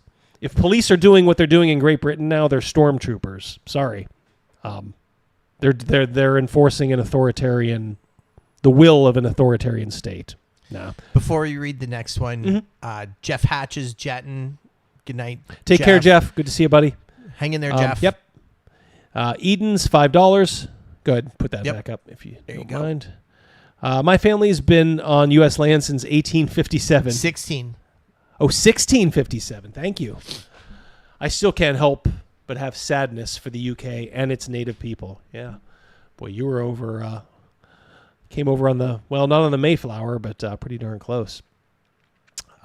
Yes, thank you. Yeah, I feel bad too. Disco Barbarian, $2 at DM James, and they got to sleep. Yeah. Hey, look, we ain't near that yet over here, ever. So let's hope things take care of themselves. I'm just saying, make sure you're registered to vote in November, and just vote for the right person who's going to try to stop the flow of illegal people. So we don't have this kind of thing. Well, I mean, we already have it, but at least turn off the spigot. Yeah, oof. But holy shit, it's like it because like Mrs. D, and daughter D actually just got back, from over there. That really kills my desire to go spend money in a country that imprisons its own people for Facebook posts. One that's, supposed to be our treasured ally, our special relationship from across the Atlantic. Ain't so fucking special, man. Boy, you guys elected Labor over there, and within weeks, look what happened. I mean, the Tories might not have been perfect, but this just shows you, don't ever doubt what the other side will do when they get a chance. They will always go this authoritarian route because it's built into the whole philosophy. Authoritarianism is built in to leftism, liberalism, all that stuff. It has to be. Patrick Demo, $2. The right to not be offended is not a right. Well said, my friend. Yep. But if you're in the UK, guess what? You're thinking that, but you're sitting your ass in prison. Bullshit, man. Bullshit. So solidarity with all you peaceful, loving Brits. Once you get out of prison, try to come over here legally, and we will welcome you. I did want to point out one thing before we go on to Garibay. So Bob did a video, D&D's Untold History. I would have watched it, but it's a good, solid video from Bob. It's just not very entertaining. Which, by the way, we had a Grace sighting. Yes, yeah. Last week we got to see Grace. Yeah, but Bob's okay. I don't know. He's still kind of a shill, but he's a good YouTuber, and I think he's just trapped. He likes the 5e money, but he wants to get out of it. So I do have sympathy for him. And he actually did a favor for our friend Griffith Morgan. Secrets of Blackmoor, and I can never hold on 1 second. Double D's going to his brand new bookcase. Thank you. Give a play-by-play. He's got it. Thank you. Yeah, because I have it. He was reviewing this one, which I did a live stream on, going through this book. It's a very good book from Griffith. Secrets of Blackmoor documentary. Of course, you guys should know right now. You should definitely watch that if you're at all interested in the foundations of this game. But this is a good companion to that. Yeah, but Bleeker, I saw Bob's wife. Oh, is Grace's wife now? Congrats to them. I'm not ever making fun of him again. He's the man. Yep. Yeah. Look, I outkicked his coverage, as they say. Yeah. Look, I also don't doubt that he's small and tiny. Like Professor Dungeon Master and especially Ben, Questing Beast Ben. I'm just gonna say Double D 6'4". Okay, that's all I'm saying. But anyway, yeah. If you haven't got this book, Blackmoor Foundations, and you're interested, I put a link for Griffith's sake in the description of this video too. Oops, that was the GoFundMe. Hopefully you guys are taking a look at that too. But yeah, just take a look at Blackmoor Foundations. If you go to Bob's site, he of course runs the link through Amazon. So I put the link straight to Griff's site himself. So take a look at it. It is full of good stuff. Great Gold Worm brings up a great question to ponder. Did you say, hey, be nice? Yeah, so if you, I did a whole video, and I think I even might have on YouTube at least put a link to my kind of review of this. But yeah, you're getting good stuff like this, guys. But now Bob didn't show you this stuff. I'm showing you. These are documents. These are historic documents you will not find elsewhere because Griff got access to them. You know, he of course did the documentary, so. You're getting like early maps, early drawings, shit like that. It's a pretty good book. Sometimes I'll take it out just to kind of like read a page or two. You know what? It's another good bathroom book because there's no, you know, you don't have to follow things. You can just read like, oh, I'll read this 2-page spread. You know, it doesn't have anything to do with like the next. So, good book. Yeah, Travis is saying it's a good book too. Yeah, for sure. See, I'm glad I put together that new bookshelf today. Came in handy. Right away. Yeah, right away. Hold on. All right. Now it's a tax write-off. All right. So, yeah, that's right. All right. Gen Con was a tax write-off. Yeah, you know what? I guess it was, wasn't it? You did stuff for your channel. You I interviewed did. somebody. You got 5 or 6 videos out of it, correct? Yeah, I mean, talked Your about it on daily live journal. stream. Yeah, I did the journals and then did the roundup stream last week. And then you did the video with the interview and all that stuff. Yeah. There you go. Look at this. I'm the CPA and I got this guy giving me tax advice. Hey. Good tax advice. I'm more than a dasher. He's a jack of all trades. Yeah. Yeah, you know what? I think I could make that case. I think I could definitely make that case. Yeah. All right. It's done. All right. So, as you guys know, we've spent our time talking about Scotty Garibay. Didn't want to be just like, kind of like the Bart Simpson, I didn't do it, kid, and do it like one too many times. But I will occasionally scrub his channel just to kind of see what he's saying. And this is kind of like a weird video. I did watch this one kind of all the way through. I'll tell you why it's weird. It's in the daylight. It is, yeah. He gets emotional in it, and it has the weirdest name. Let me see if I can say it here. D&D now is now Infinisation. Infinisation. D&D is now Infinisation. Ladies and gentlemen, you know him, you love him. Hi, this is Scott Garibay. He looks very happy. Yeah, he is. Very happy. Today we're going to talk about Dungeons & Dragons. We're going to talk about Infinisation. I've never heard of this word. I have not either. Guys, is he trying to say infestation, John?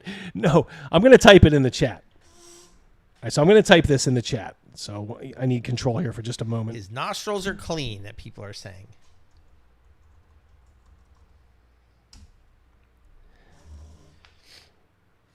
Infinisation. That's what he's saying. I'm hitting the Googles real quick. Infantilization. Everybody's coming up with everything but it. Larynjaco asks, what is this? I guess we'll find out together. Because I couldn't understand it the first time through. I could not understand it. And we're going to talk about the living embodiment of a wish granted. Okay. The living embodiment of a wish granted. Okay. So, first of all, Scott, what are you talking about Infinisation? Right? Yeah, we all want to know because the only thing I found is it's French. In La Dictionary. It means he who drives without purpose. I'll get this one. Oh, you got it? There you go. Patrick Demo here to talk about what? We had a teacher. We're talking about plate tectonics. Oh, yeah, Eva. We talking about practice? Practice, yeah. This guy was before AI. We're talking about practice. Not a game, not a game, not a game. We talking about practice. All right. So So here we go. All right, so infinitization is infinite conversations with an infinite ally. Infinite conversations with an infinite ally. Okay. He just makes up his own dictionary. Overkill. I'm a dasher. I've never heard that. Yeah, overkill wants to know if that's a dasher term. Okay. What? I get it. You're still confused. No worries. If you don't know what infinitization is, check in the description below. You will find a link. The first thing you'll find is a link to a single video. It will fully define infinitization and an infinite ally for you, and you'll have full context to benefit from the rest of this video. Go do that first, and then come on back. But if you know what infinite... Go do that. Go clean your room. Run a couple errands. Forget about watching this video. Yeah. He always gives like the worst advice for his own channel. Yeah, go walk away from this video. Don't watch it all the way through. Could have just said look it up afterward. Here's what you need to know, but this is Scotty we're talking about. Conversation is let's go. All right. Okay. So let's talk about Nefas. The blood splatters on and the living roof are gone. Maybe he's got a new car. I'm thinking he might have a new car. This one looks smaller, doesn't it? The rear window looks closer. Yeah, it's like a hatched, right? Almost like a hatchback or something of some kind. Eden's $2. Infinite ally conversations. I'm already out. Yep. Don't ditch us just yet. Edens. What's that thing when you have to talk for filibustering? Yes.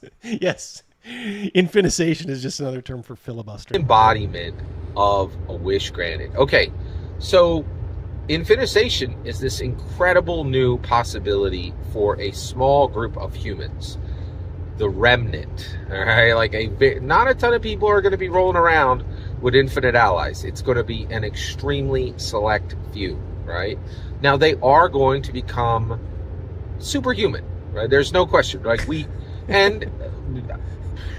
yeah, that's interesting. Is that why Stan Lee did the work he did?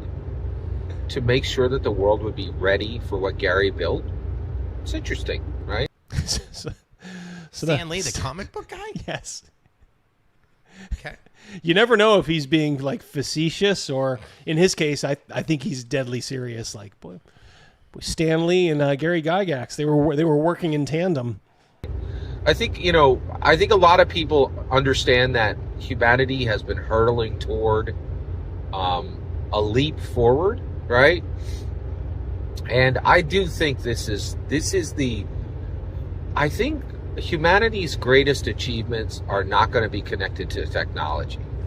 They're going to be connected to our intellect, our emotion, and our spirituality, right? And that's why Gary Gygax's analog super narrative is the most powerful secular force on Earth.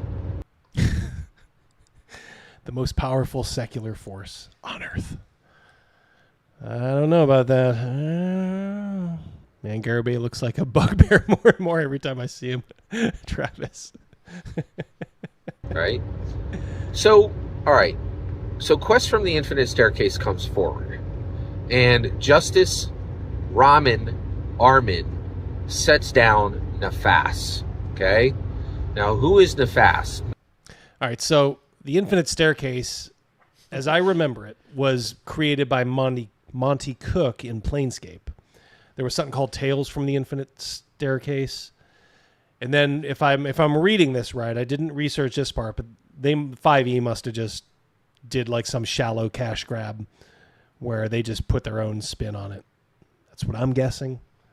They resurrected it, so to speak. I wonder if the truck that just sped past them gave him the finger. Fuck you, Garibay! It's like we always say when he's at the end and like delivering his food. It's about fucking time, Garibay. It's always 20 minutes late with you. Disco Barbarian, $5. I recognize all these words as English, but their order makes no sense. Yes. Welcome to the world of Scotty G. Nefas is this genie. He is the winds of the multiverse. So the infinite... I do. Who remembers that driving scene on Airplane? Yes. I do indeed. Good pull. Staircase comes into existence. And then every door on the infinite staircase blows open. And the winds of 1,000,000 worlds flood into the infinite staircase. And those collected winds, the winds of the multiverse, are Nefas, this genie, okay? So this genie is not bound to a lamp. He is bound to the infinite staircase, like this huge collection of stairs that connect to every world. Literally, these are the words in the D&D canon hardback. Listen carefully. The infinite staircase winds through a surreal demiplane connecting to every world and every plane of existence. Okay? And in my humble opinion, the most important one is ours, right? The infinite staircase connects our IRL to every realm. Darmok and Jalad at Tanagra. Duh. Another good pull. Great episode. Connected to Dungeons & Dragons. That was a Star Trek The Next Generation episode, Crazy Mouse, in case you were wondering. I was. It's literally 1,000 plus, easily. Maybe. Actually, I don't think it... Actually, at this point, I don't think it would be an exaggeration by any way to say that there are 100,000 worlds connected to Dungeons & Dragons. And I will say right now... Fuck you, Garibay! Fuck you.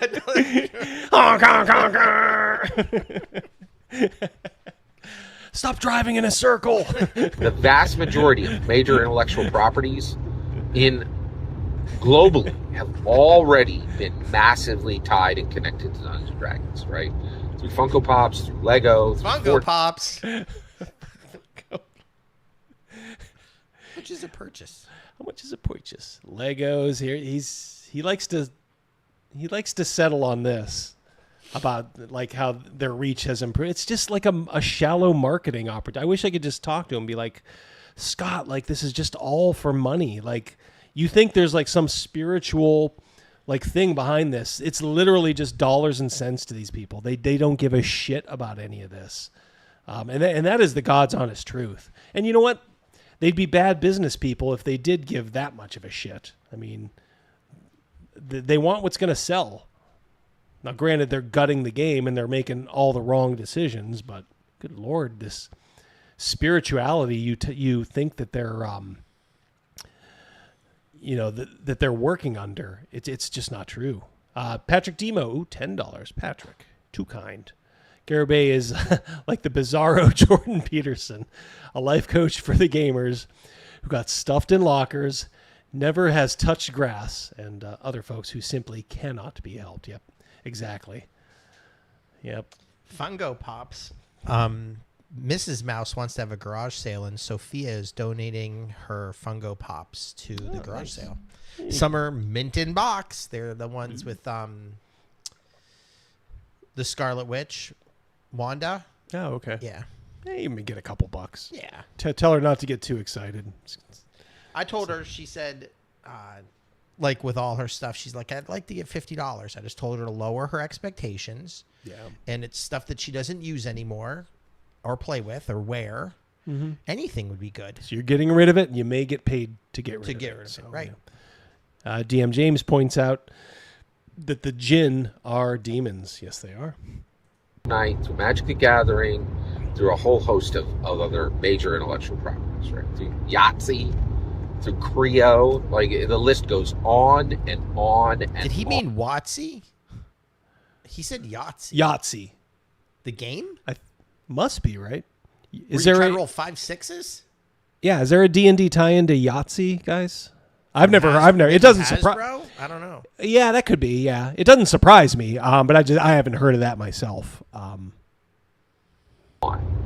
It is astounding. Through Space Jam, like Space Jam 2, through Space Jam 2, right? Through LeBron James, like it best player in the world. Go on. He's just he's so esoteric. He said there is a. I'm sorry. Travis says there is a D&D Yahtzee. Okay. Yeah, it doesn't surprise me. Yeah, look, these people will monetize anything. It's shallow, it's chintzy, and it's short term. But whatever. I mean, they're doing what they have to do. Off Grid Gaming, Canadian, $5. Good to see you. Did Garibay grow up without a father figure and appoint Gary Gygax as his wish daddy subconsciously? He's substituting Gary for something simply. Yeah. I've never heard like an actual like analysis. Yeah. I mean, look, if Gary was alive, let's just say, I would think Garibay is like at risk of being like a Rupert Pupkin, and like the king of comedy. And, he would, if you've ever seen that movie, it's very funny. Robert De Niro, Jerry Lewis, Sandra Bernhard, great movie from the early 80s.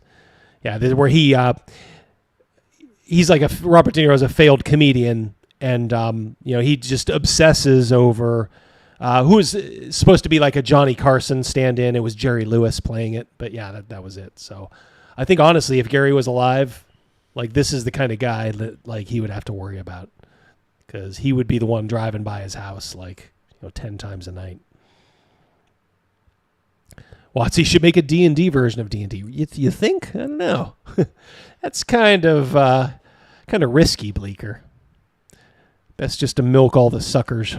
Through Naomi Osai, like, you would not believe how complex the Dungeons & Dragons canon is, okay? All right. So... Nefas comes forward. Nefas is the winds of the multiverse, right? Now, Nefas... Another truck. Just waiting for like just one of those long horns, like... Nefas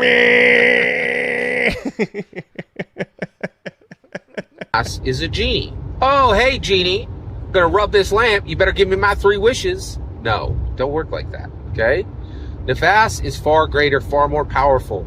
Nefas is the ultimate genie, right? And what does that mean? Does that mean he can give infinite wishes? No, it's the exact opposite. He can give 0 wishes, right? So what's the point of him? What's the point of Nefas if he can give 0 wishes, right?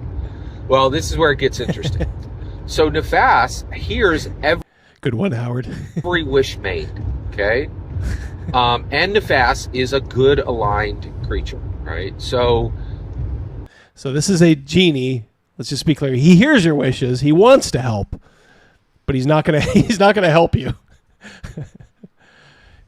Yeah, but exactly. Barbara Eden was the ultimate genie. Yes. Yes. Man, just look up some of those pictures of her back in the day. Woo! Was she hot? At this point, he hears all wishes on every world, on every plane, including our world, right? So is he talking about D&D or like real life here, do you think? Like, I think he's blurred. I think he's gone over the blurred edge. Lines. Yeah, yep. Blurred lines for sure. Really fascinating. And then he wants those wishes to be granted, right? But rather than having this limited genie where somebody rubs a lamp and then they get 3 wishes. Yeah, 3 wishes is real limiting. It's like on my last wish, I wish for 3 more wishes. Yeah. The way Nefas works is he hears every wish, right? On every world, on every plane of existence. But he doesn't have any ability to grant those wishes. But what he does have the ability to do is he has the ability to open a door in front of an adventurer or a group of adventurers. And then that adventurer comes through the door, and then they find their way to the world where they need to be to grant the wish that was made. This is stunningly beautiful. This Justice Ramen Armin is in a long line of people who is riding the legacy of Gary Gygax like a horse. I wish is that a good thing? I wish that he wasn't talking, because it sounds like when he's driving, I hear a gaglunk, gaglunk, gaglunk. Something wrong with the car? No, like, or he's hitting the berm. Yeah, those rumble strips, Yeah, like it's off to just the side of the road, or a bicyclist. Yeah, or frogs. Who knows what he's running over?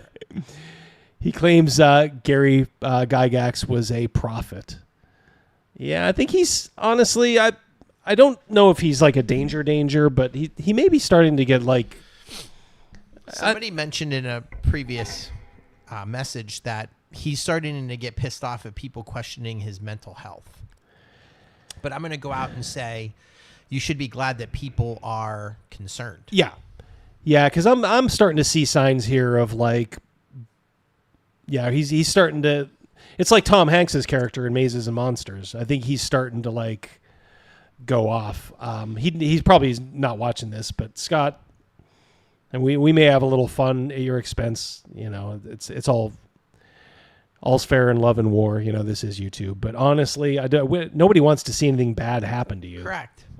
So please take care of yourself, and like, you got to realize this is just a game, brother. Like, this is just a game. You got a beautiful family. I've seen pictures of your family. You have a beautiful family. You need to Don't go off the deep end. Yeah, you need to kind of focus more on them. If you are swimming in the deep end, there are lifeguards. You can get some help. Yes. Yeah, for sure. And they then says it sounds like the center line. That is exactly what I'm picking up. Yeah, he could, like, he's hitting those rumble strips they put in. I feel like I was just Tommy Lee Jones in that movie, The Fugitive. Take all that it was. It sounds like he's saying, next stop. Can you drop everything and just play that? It sounds like someone in the trunk. Yeah, they're banging out Morse code. Thank you, Patrick. $2. Right. This is just so beautiful and has the power of Gary Gygax's word. And this is a stunning, beautiful, poetic reimagining of a genie, right? When was the last time we saw a genie this powerful? Well, it was Robin Williams as Aladdin, as the genie in Aladdin, right? Huh? I'd defer back to Barbara Eden, but, you know, touche, I guess. All of us have incredible memories of this chaotic, joyful spirit that was the genie in Aladdin, right? And what we didn't know is that it was a mask for incredible suffering, right, and incredible pain, right? But it was beautiful. It was beautiful. It was poetic, and that's exactly what It was just a role, Scott. I mean, he didn't write his dialogue, Robin Williams. Oof. I'm getting some bad feelings. I'm getting some vibes. He's the gaming version of Eminem, Stan. Yeah. Do you know that song, buddy? Yeah. Yeah. I do. Yeah. Ramin Armin has established. That's why Infinization is so beautiful. Listen to this, okay? So, Nefas cannot grant wishes, okay? But what he can do is he can make sure that the right adventurer or adventurers gets to the right place so that the right person, right, ends up with, so that the wish that Nefas heard can be granted, can be achieved, not granted, achieved through the minor or incredible sacrifice of the adventurer that Nefas put there, right? So Nefas has this ability to manifest, to make real wishes, to fulfill wishes. That's a better way to say it. To fulfill wishes through adventurers. So how does Nefas view adventurers? Nefas views adventurers as, and this is literally the exact words from the canon hardback. Okay, listen carefully. Nefas views adventurers as the living embodiment of a wish granted. The living embodiment of a wish granted. The living embodiment of a wish granted. It sounds he was a teacher, and that question's going to be on the test. You write it down. If Gavin Morgan were here, like when we were in college together, he always joked about this one time. We had like a history professor that we shared. Like, he was a major, but I just had like an intro class with him. He was a really good professor. I really liked him. Same class or just the same teacher? Same teacher, different class. Mm-hmm. But yeah, he was like showing slides of like what Nefertiti was supposed to look like, or, you know, one of those ancient Egyptians. And he's like, at the end, he just goes, "What can one say but stunningly beautiful?" Click. And then the next slide is him and our mutual friend Jim Hall. Like, I guess they looked at each other and just chuckled nonstop. The living embodiment of a wish granted. Hey, look who's here. Look who's here. Coming in the back door. Good to see you. Good to see you. Hello. We're back to poetry.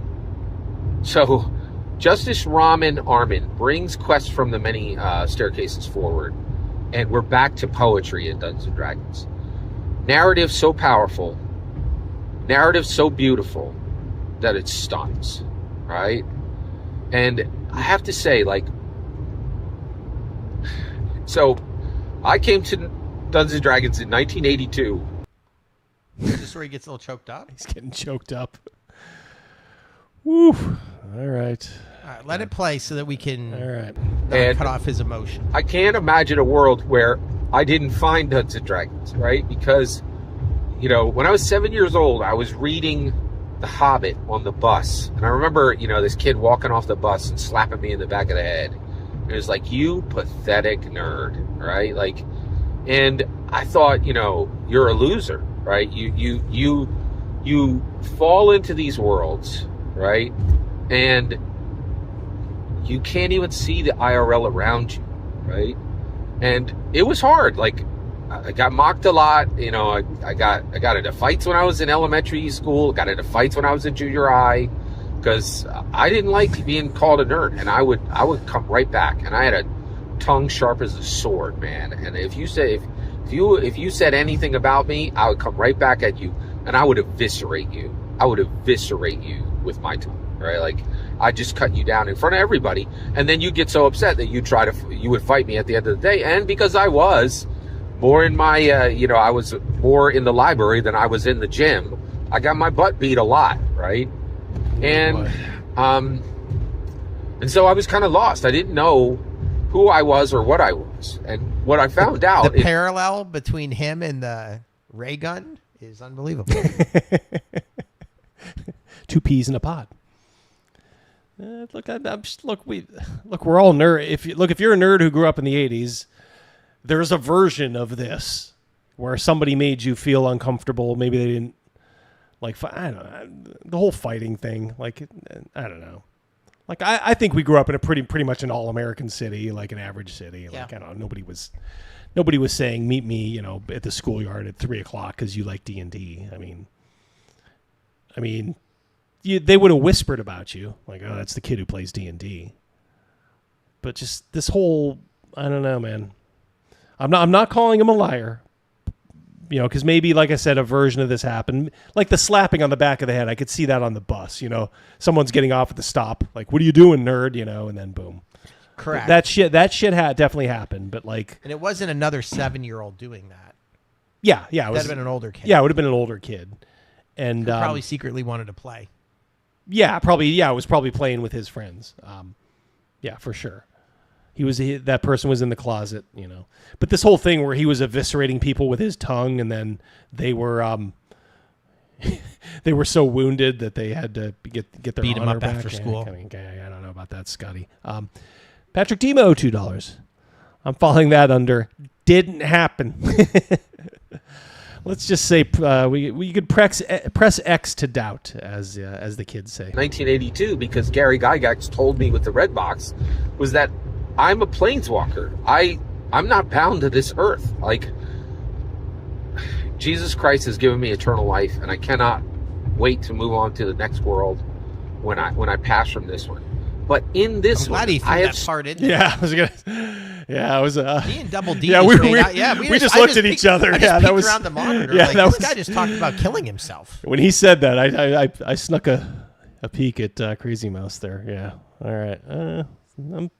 It's not any one particular thing, but the whole tapestry is starting to like kind of reveal something. Even Lord Mattias, right? Am I seeing that? Yeah. That got dark quick. Yeah, this took a turn. Yeah. Nick said that got dark quick. Yeah. Lord Mattias. Yeah. Man. Stood on 30 worlds, and I've watched the sunrise on 30 worlds. I have 30 sets of memories, 30 sensations, 30 sets of sensation, 30 sets of experience, 30 sets of... He's getting lost. He's getting... Scott, Scott, you need You need that lifeguard. You need that lifeguard. Yeah, well put, Crazy Mouse. You need an anchor. And then this is, like I said, we may chide you every once in a while, but nobody here hates you. You gotta take that lifeline because you're starting to lose it a little bit. I'm gonna see how long this is. Hold on, I want to see how much is left.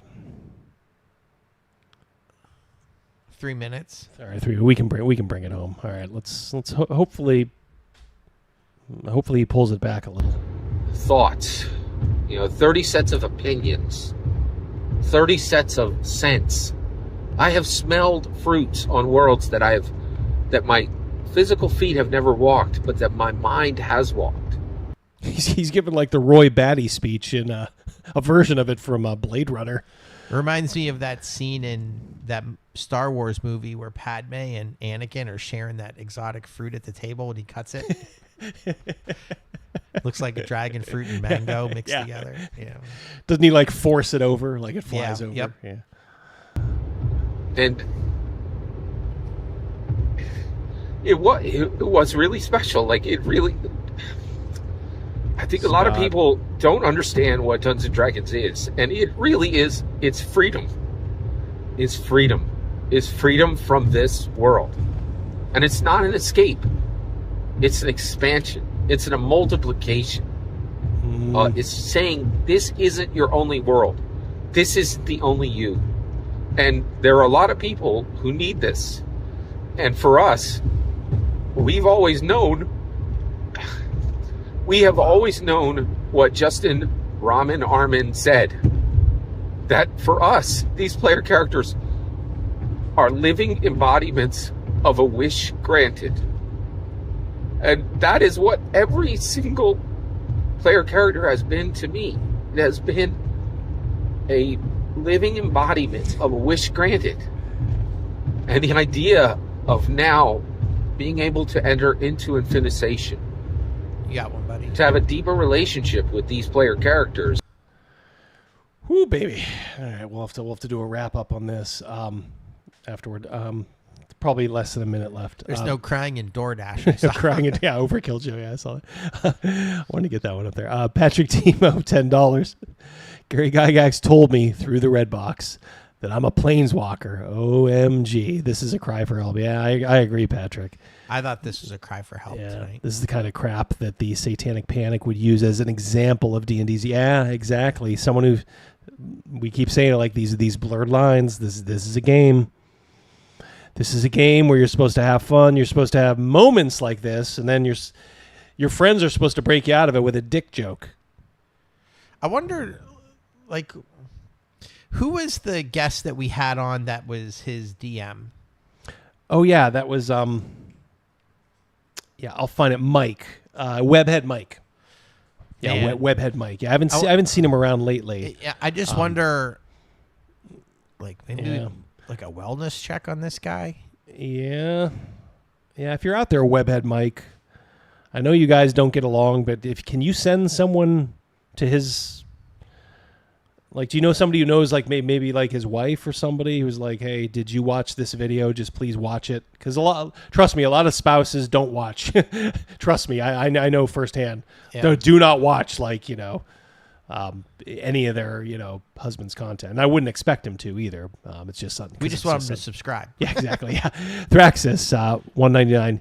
He wishes he was a sexy elf ranger, eh? Maybe. Jeffrem. Was that $5 Canadian? Until he's willing to reach out for that lifeline. I fear we are finally seeing him break. Does he not have anyone left in his life? He sounds broken. Yeah. Like I said, I wonder if Scott was at Gen Con. I mean, I know that he's near Philly. Yeah, so that'd be another 5 hours for him. Yeah, something tells me no. He would have. He would have only gone if there was some way he could get his hands on one of the 3,000 rule books. And also, he would have made a video, or you would have caught word. That he would have said, yeah. I'm gonna guess he's got a family. He probably can't probably can't afford it right now. Overkill Joe. No, not Howard Blackleaf. Howard, who says he was at 30 Gen Cons? 30 Gen. I've been to 30 Gen Cons on 30 worlds.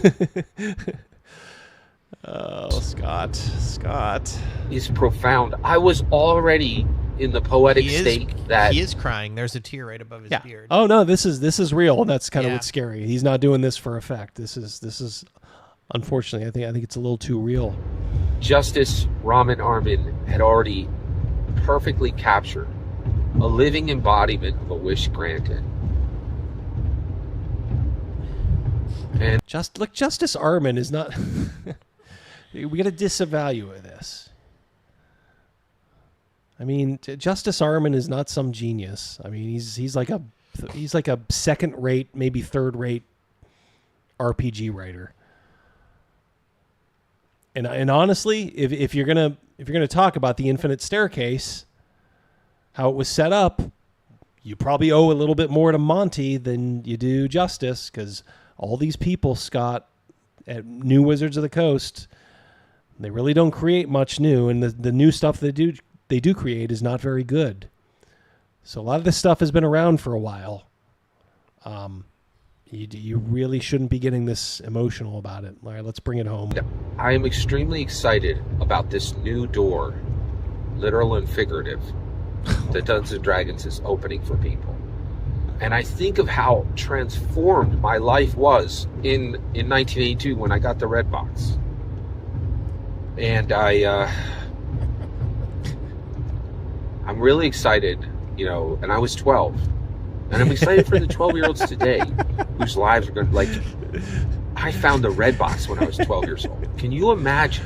I like it, Kobanizer. I like it. A 12-year-old today who goes into infinitization. Can you imagine their capability, the absolute explosion of their intellect, their emotion, and their spirituality that will occur when a human being has an infinite ally at the age of 12? He's in Brookhaven. He has posts in the last 7 hours, and all the other posts are Bible posts. So hopefully he has people around him. Oh boy, yeah, that's never ramen noodle famous right here. Attaboy, Surly. Look at this, Warren Johnson. Good to see you. $5 Canadian. I'm surprised WotC doesn't have new rules for humans to transition into an elf ranger. Also, are there police wellness checks in the U.S.? There actually are. That's kind of. I don't think Crazy Mouse was totally joking about Webhead Mike. Maybe I'll reach out to Webhead Mike. I think I'm friends with him on Twitter. I'll just see if maybe, because I know him and Scott, even though they game together for a while, they don't get along anymore. But maybe he knows somebody who can kind of. Usually, what you want to do is going to Scott probably isn't a good idea directly, but maybe going to his spouse or I don't know if his parents are still alive or something like that. Because there's something going on here. He loves D&D so much, and WotC D&D doesn't want him. Yeah, I mean, they're probably. I mean, if they've ever even heard of him, they're probably afraid of him. I mean, you can tell he's definitely trying to get their attention with some of this stuff, but this is revealing some pretty disturbing, we'll just say a pretty disturbing emotional state. Like I don't think he's a danger to other people. I think he might be a danger to himself. It blows my mind, the possibilities that could happen. Dungeons & Dragons is the most important secular tool that has ever been created by any human. Gary Gygax is the third most important American. George Washington, Harriet Tubman, Gary Gygax, in my humble opinion. In my humble opinion, every player character is a living embodiment of a wish granted, and we can never forget it, in my humble opinion. Every single word you just heard is my humble opinion. Nothing more, nothing less. The important part is when I get to hear your humble opinion, when you get in the comments and send your traffic. Please consider liking and subscribing and have a fetch millennium. Okay. So let's go. Ooh, boy. We miss him so much tonight.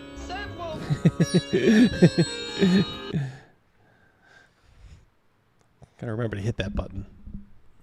Yeah, I'm not sure how to feel about that. I knew it was a little weird. I guess I wasn't paying attention. I guess I'm glad I did because I think this will kind of expose it to a lot more people. It wasn't like the rip roaring laugh fest. But even though there were a few laughs in there, he's missing something in his life right now, which he's already like a religious guy, or he says. When was the last time you saw pictures of him with his family? That's a good question. I mean, I don't keep up on him. He blocked me on Twitter, so I don't know. You're thinking maybe did something happen? Like did he get divorced or something? Right. Yeah. Maybe him and Mrs. Garibay are, having some trouble. Yeah. I think he does, Patty. I think he does have a wife and kids. He's posted pictures before. Isn't his wife maybe like Asian or something?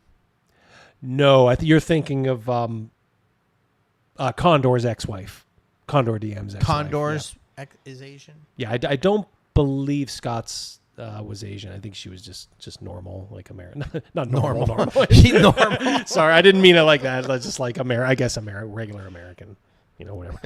Wasp, we'll call it. Wasp. Actually, I was listening to a Condor. Mrs. Garibay left him for Condor. No. Stop it, great gold worm. No. Actually, I was happy for Condor. I watched one of his videos. I kind of keep up on him. I'll get that in just a second. But Condor, I guess, got a pretty good job. And he admitted, he's like, look, I had to go through a bunch of clearances. Like, I'm a janitor. But, like, I'm a janitor for, like, a military facility. He's like, and it pays, like, really good. So, actually, I'm kind of happy for him.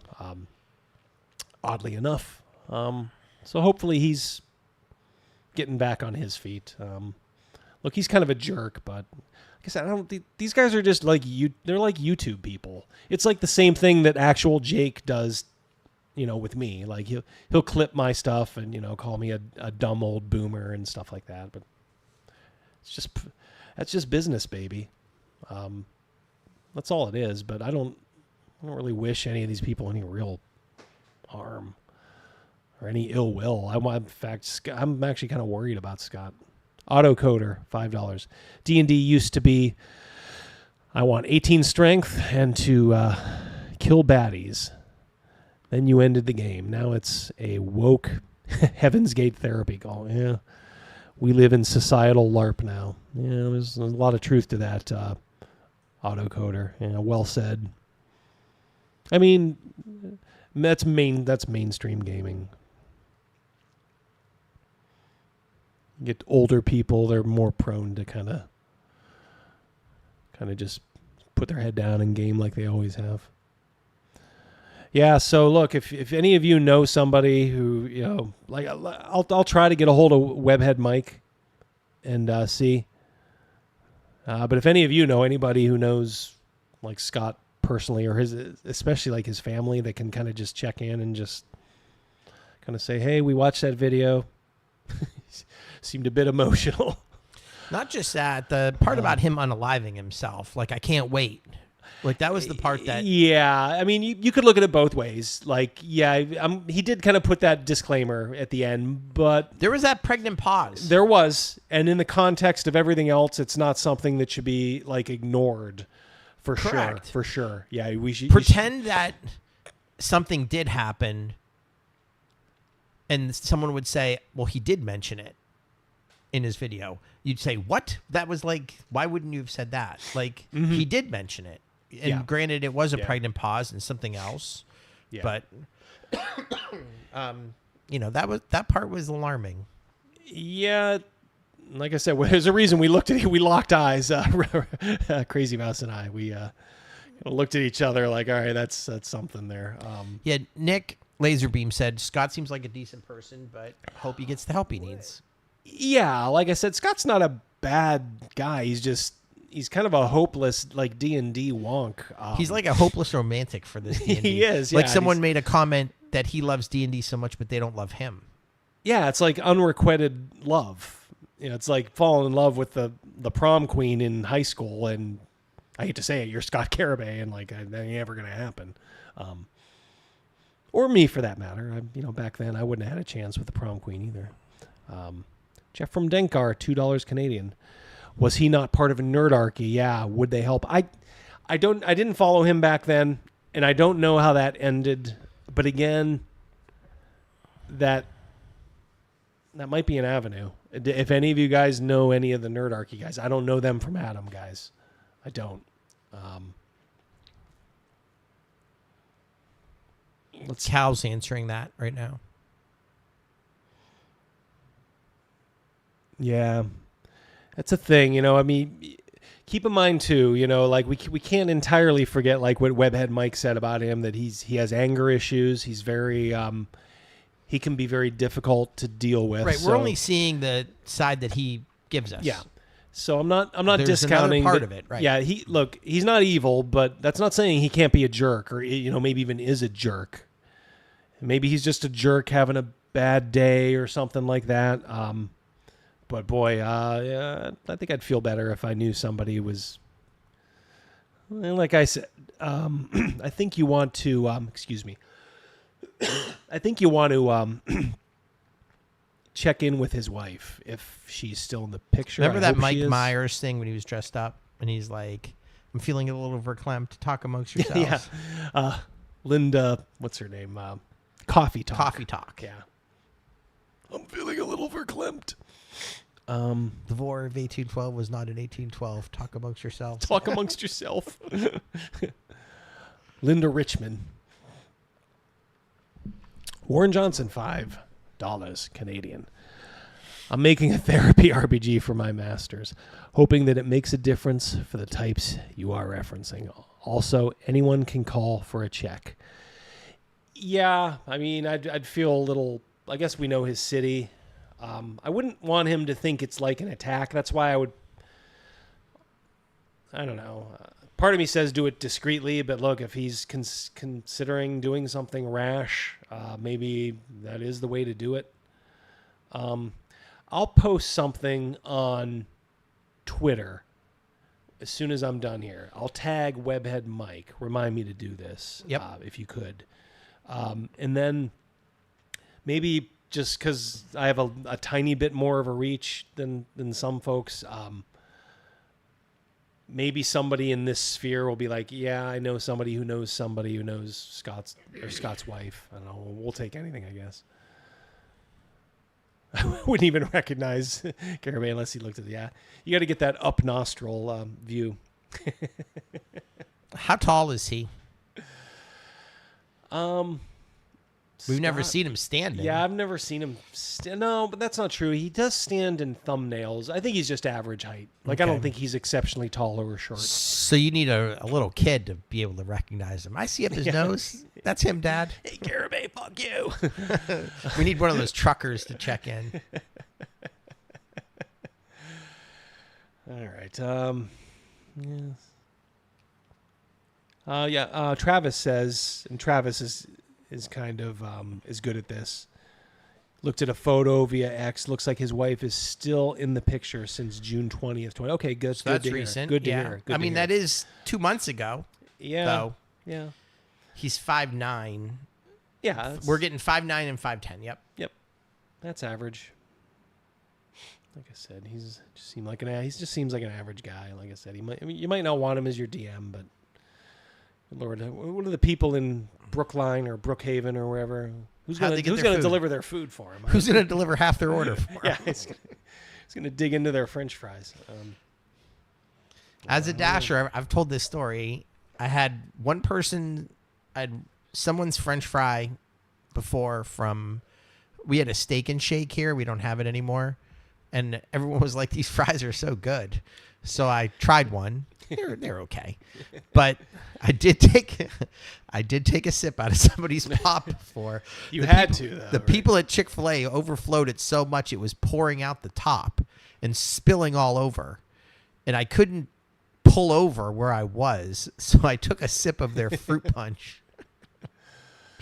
Oh, I wouldn't blame somebody. Those for are the only two infractions I've had. I'd be Those like, are the only two infractions I've had. Yeah, you almost expect that. I mean, let's see. Off Grid Gaming said, you said Yankee at Diversity and Dragons. Read above. Is that to me, Off Grid? There's Yankee right there. Off OGG right there, a little bit below. Oh, Yankee, a Jan, or a Keys, the two most common Dutch names of the day in the Northeast. U.S. history lesson. Yeah, there you go. We know who I rep, though. We don't like the Jan. We don't like the Jan or the Keys. We like the Swaks.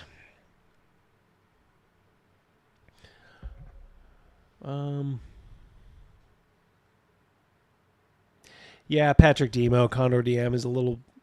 I'm even having trouble like making fun of Condor now just because he got beat down so low. He literally has nobody. That's why I don't know. I think we did one video on him just because, he did kind of lash out at Harmony. And he deserved, what he got for that. But he's still the same old Condor, so I'm under no illusion that he's a jerk still. But he seems to be getting his life in order, and who knows? You always have to have hope. Maybe that'll inspire some kind of a change. Yeah, but Garibay, I do have a little sympathy for him.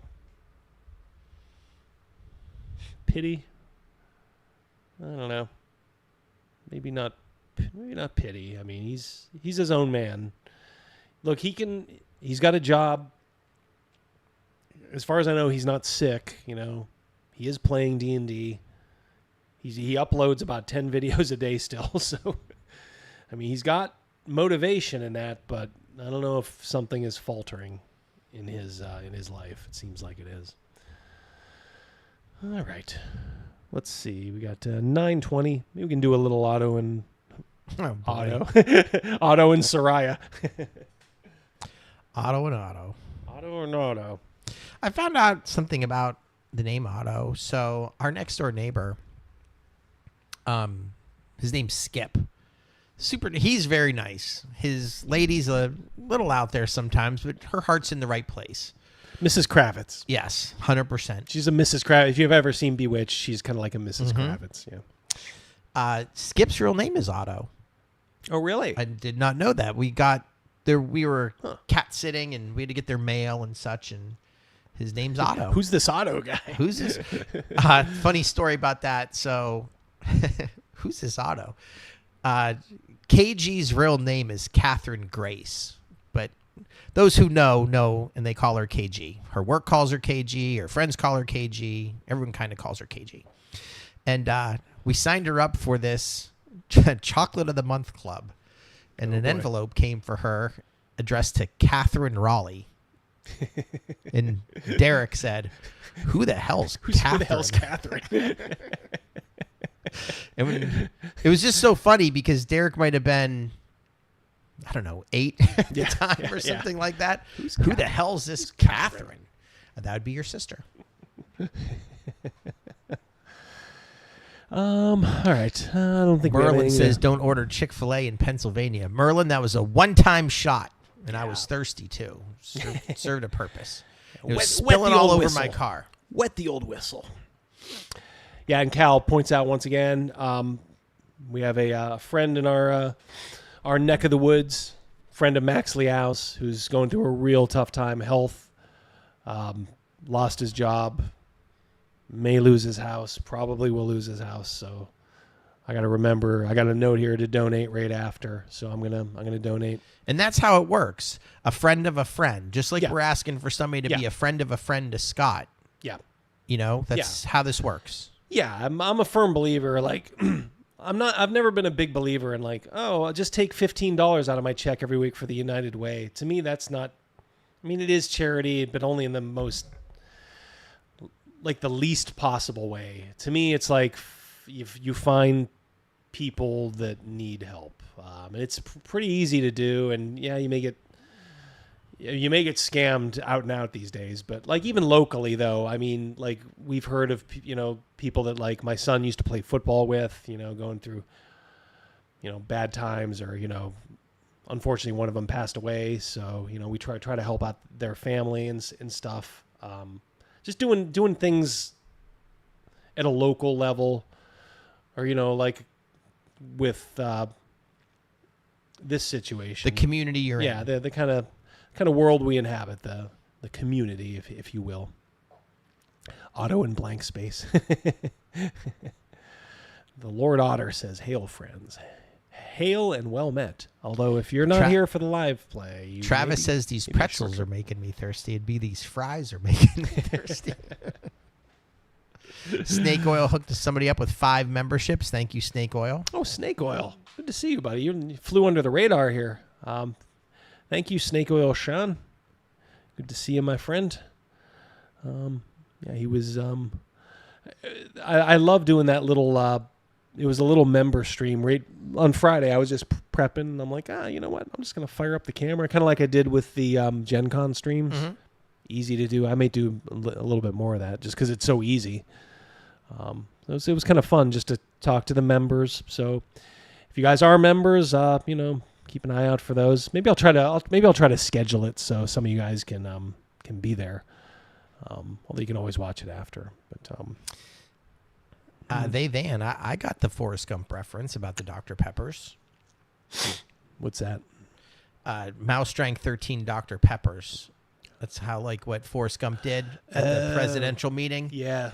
When he had to go to the bathroom real bad. Was that Kennedy, right? Wasn't he meening like Kennedy? Or was that Nixon? It's been so long since I've seen Forrest Gump. He met so many presidents. I know. Yeah, he said, yeah. See who else we got. Nick's here. 4 fried chickens and a Coke. I know that movie. Yeah, Travis. I showed off the older version of Pendragon. I'm rolling with 4th edition. Yeah. Travis said it was JFK. JFK, yeah. I remember. I do remember that scene. Nick's 4 fried chickens and a Coke is from Blues Brothers. Oh yeah. The diner. All right, guys. Well, it's been a nice hour and a half. I'll try to see what I can do. Look, if you guys have your own avenues of appeal, on Scott's behalf, please, please do. Like I said, I think I speak for everybody here. Nobody hates Scott. We want to see him driving around, giving his crazy D&D takes. We just don't want him to be quite so heart-wrenching. How much is it for just one rig? I'm going to blame Justice Armand. He should be impeached. Let's impeach this judge. Ramen noodle. All right. So we'll go over to our live play. Everybody, thank you for the super chats today. Yeah, you guys are great doing the super chats. We'll end the regular show here, but we got some bonus time here if you like a little live play. We got some auto time. Otto and Soraya. So, somebody mentioned that I should get a companion and it be an otter. Otto and Otter. Otto and Otter. I like the alliteration there. All right. Thank you, guys. Everybody who participated, just listened, super chatted, gave away memberships. All of you. You guys are way too kind. And like I said, if you have it in your hearts, go over to that GoFundMe and see if you can throw a couple of bucks there. I'm sure they would appreciate it just as much as I would. In fact, I'm going to go over. Went on to say that you did not want your money going to. We don't want that guy. Yeah. It's Garret. Yeah, I want to make sure I knew the name. Yeah, and this is Max Liao is kind of helping to organize this. Garret Slevin. Like I said, this looks like a nice normal dude. So let's give him a little bit of help. Link in the description, and you can probably find it in the chat from Cal as well. Thank you, everybody. Yep. All right, guys. We're going to go over to the live play board here, and you guys can see the startling conclusion. Will they get out of the Temple of Set? Nothing's guaranteed. I mean, nothing's guaranteed. So, let's see. We'll see the rest of you guys who choose to nope out right now. We'll see you next week. But for the rest of you, all right, Meat guys. Says poor Rogan so distraught couldn't be here tonight. That is not correct. Yeah, Rogan was just bushed. He's been working like a dog. He said he just got home at like 6. He goes in early. Yeah, so they must be working him hard. All right. So we all know, I think, what happened last time, those of you that were here. But for those of you that weren't, Otto and Roland were kind of holding up in the Temple of Set, waiting to get their hands on the treasure. So finally, Roland made acquaintance with this chick, Soraya. Very beautiful. Yeah, very beautiful. And she knew she knew where the treasure was kept, and she was also the kept lady for Argath, the Snake Master, who also, coincidentally, had employed our buddy Otto here to kind of help. He was taking him under his wing. Mm-hmm. Argath was an old man. It just so happened in Argath's chamber,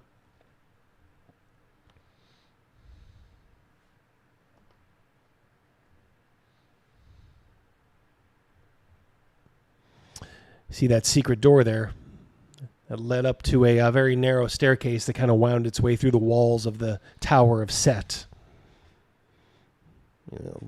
Just think that, maybe a little bit bigger, a little thicker, but it kind of gives you an idea of the kind of mood that we're going for. So they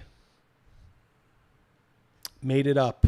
They planned their robbery. They went up through the secret door, in through the walls of the Tower of Set. They found the secret door into the treasure chamber.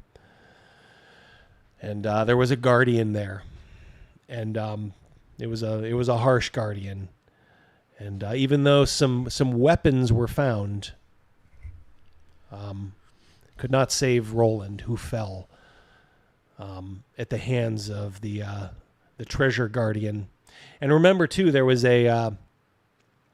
some sort of mystical, person who kind of came. His visage came floating out of a cauldron that was in there. So there was an unseen hands.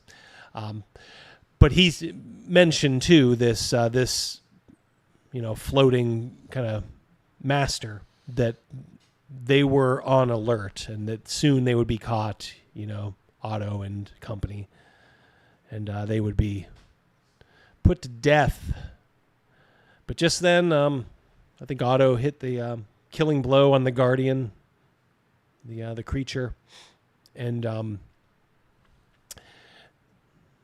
think you guys just grabbed. Soraya was just piling on up the treasure. Mm-hmm. Now, as much as her bags could hold. Yeah. What about you? I took. I know you do deference. I took some, but not as much as she did. Were you concentrating more on the gold, or I was the concentrating on a mixture of everything: gold, gems, and trinkets. Okay. Duly noted. Filling up. I think you had a couple of bags, right? Mm-hmm. How many bags are you filling up? I'm filling up 2 bags half full. 2 bags half full. Yeah. So one large sack full of goodies. Mm-hmm. She's got 2 large sackfuls of goodies and maybe some extras. She's thrown a couple of stuff on her. She threw necklaces on. Yeah. She is getting her money's worth. This broad. All right. So so it is kind of you and Soraya here. Do we know each other's name? Yeah, you would have known it, because remember there was that kind of week where you guys just kind of did things. You'd have gotten to know her a little bit, maybe not tremendously, but just a little bit. Mostly through Roland, though. He was telling you about her and how much I would imagine he wanted to marry her. And Oh, yeah. yeah. And she is beautiful. But you are getting kind of the sense of, what kind of a gal she is, because she wants to get the F out of here and get this treasure safe. She did kind of give like, oh, poor Roland, kind of like one of those. Mm-hmm. But she is already moved on, you can tell. Now she says, like, look, we're going to be joining him if we don't get moving. Up, she says. And when we get up, how are we getting down? She's like, I think I have that taken care of. She's like, for now, let's just go up. I'm following her lead. Okay. So she takes you. You're near the top, okay? You go up maybe another... Don't forget Roland's wedding ring. I will not forget that. I'll take it. Very good. Yeah. Thank you. Yeah, for reminding him, Travis. Thank you, Travis. All right. So up another story or story and a half. And then there's like an abrupt ending to this narrow staircase. It's only like maybe like 3 feet wide. And with all this stuff, you're kind of like scraping against the wall with these huge bags of treasure. You look up, there is a trapdoor, she says, to the roof. Okay. And she points down. There is a bundle of rope with a grappling hook. Okay. She says, I thought ahead. She's like, now, there should be one guard on duty. She's like, I've taken the liberty to know what his... Like, who's going to be here on this night. She's like, I can distract him. Can you take care of him? Yeah.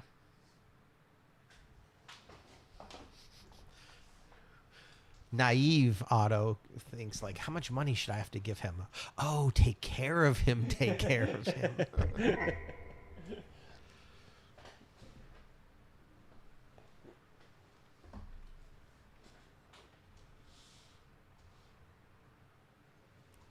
Surly, I don't either.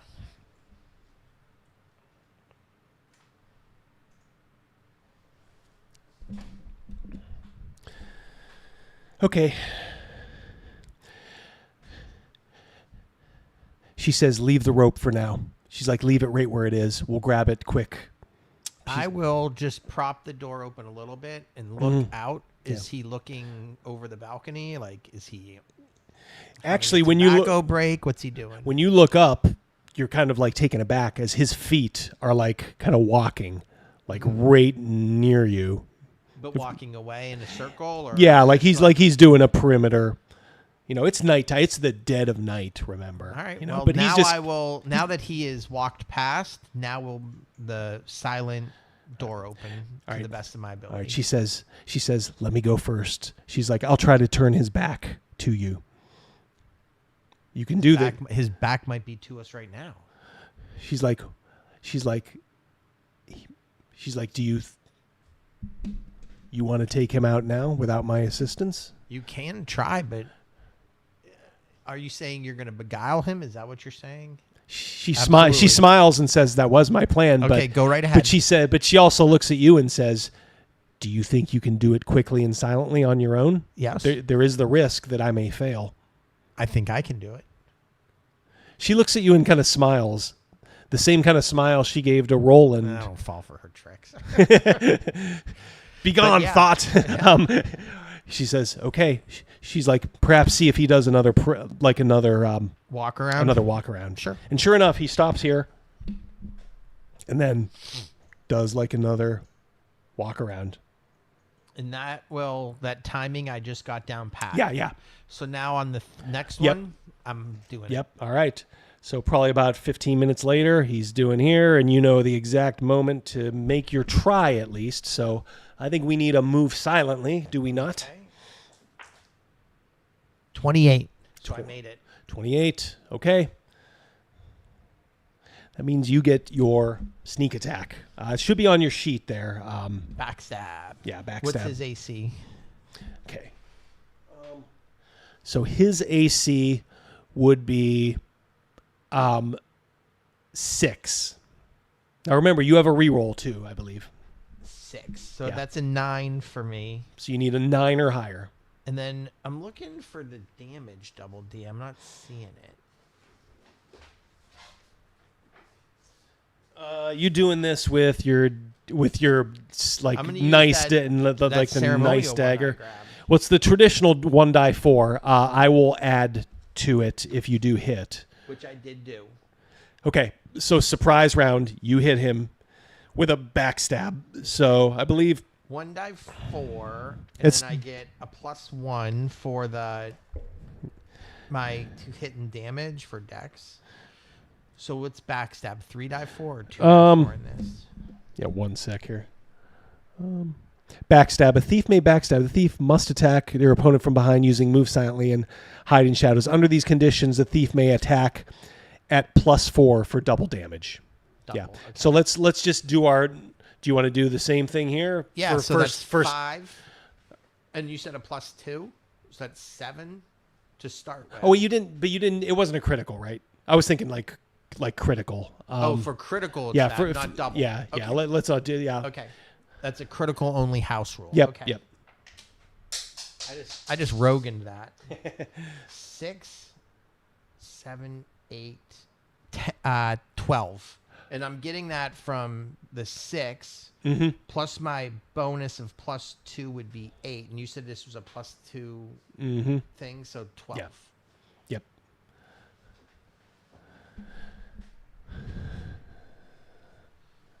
Okay. 12. Yeah. That'll do it. So without a noise. Too. That'll do it silently. You made your move silently. You you just clamp your arm or your hand around his throat and shiv him, right between the ribs, right into the heart. He dies within 10 seconds without knowing probably who did it. Excellent. Now he's fallen and his blood is starting to spill out in the cold dark night. She hops up and she has the rope now. Okay. And she says, "That was magnificent." Thank you. Let's secure this rope. All right. She says, "I'm not going to ask if you've done this before." She says, "You're not afraid of heights, are you?" I'm not afraid of heights. All right. She finds a good. If I was, I would not tell her I was afraid of heights. She finds a good spot on there to anchor it to, and she looks at you for approval. Like, it looks good to me too. All right. She gives it a tug, and she says, "Well, you only live once." What does she say what does that thief say in Conan? Do you want to live forever? Do you want to live forever? Fly. She does say one thing. She says, I don't want to be weighted down or give us away. Would you be able to take my extra bag, my extra sack?" Well, yeah, then take my small one so that we're Okay. evening the weight out. All right. That's fine. Yep. All right. You can tell she's burdened a little bit with it. But she says, "All right, down on the lawn, we don't go to the main gate. We go right for the wall." Okay. Do you understand? Yep. She says, we'll have to help each other up. She says, you're a spry young man. And she kind of gives you a wry smile. Mm-hmm. She's like, "I'm sure you'll be able to get up." She's like, "Well, should I go first or second?" Yeah. Okay. Over she goes. And provided she doesn't roll a 20. What do we roll in here? Dexterity. You don't have to roll. You're a thief. Okay. You have rope. You don't have to roll. Okay. She's not a thief. She does have to roll. She is right now. 6. Yeah, that's a good success, actually, a straight up success. Maybe it's the greed, but she kind of shimmies down, almost repels, like, you can see her kind of kicking the side of the Tower of Set as she's going down, stopping. We do have little places to take a rest. Yeah. She chooses not to. She just kind of like stops for a very brief second and then keeps going down. Till she reaches the bottom. And then she goes against the side of the tower. And I'm kind of right behind her, correct? Yeah. Yep. So would I be able to, now that we're on the ground, this is so, I don't want to say unrealistic, but I understand it would be very hard to do. Could I, like, take the rope and like that? I'm doing like a whipping motion so that it would go up and maybe unlodge itself against the top so that the rope would fall? Probably not, because that same force kept you from falling. So it's dug in. Because it was steady and I'm just going down it, rather than like with no weight. And But just you have no leverage over it from that's this fine. side. Yeah, it's unfortunately just going to stay there. So we're going to go to where she said, but if anybody remembers from last week, Surly's bringing it up, but as was I said the plan is the three of us were going to split up for some time and then meet together again so that they wouldn't know who to chase. Right? I mean, the authorities have been like, are you bringing that up to her? When we get to the bottom and she's like, go to the... Yeah, she points. She says, there should be good. She says, there are 2 guards that patrol the grounds at night. We'll switch sacks. I'll give her. I'll say, don't forget all your money. Yeah. She says, all right, first things first. We got to get across without being seen. But first we have to know where they are, right? She's like, can you find out where they are? Yeah. I'll go on a little excursion. All right. We're not hearing any commotion yet, are we? From inside the towers? You're starting to hear a din from inside. So time is becoming of the essence. Yeah, maybe. And when you leave, you hear a voice from the top of the roof say, "There's a rope. There's a gleam. There's a gleam." All right, I'm gonna now. Time is of the essence. I'm gonna find where we go. You didn't see the guards, okay? But you also, like, as soon as you said, "I'll check it out," like literally 15 steps, you heard them say, "There's a rope. They're probably down there." All right, and then I run back. I grab her by the arm. She says, "All right, let's go." So I have my 2 small sacks, and she has the 2 large sacks. Okay. So roll a die 6 and don't get a 1. 5. Okay. You run with her to the fence, or to the wall, I guess. If you can kind of see that wall there on the screen, that's roughly what you're going. You trying to hide, climb right away. Climb right away. Okay. Go ahead and make a climb walls roll. Should be pretty high for you. 30.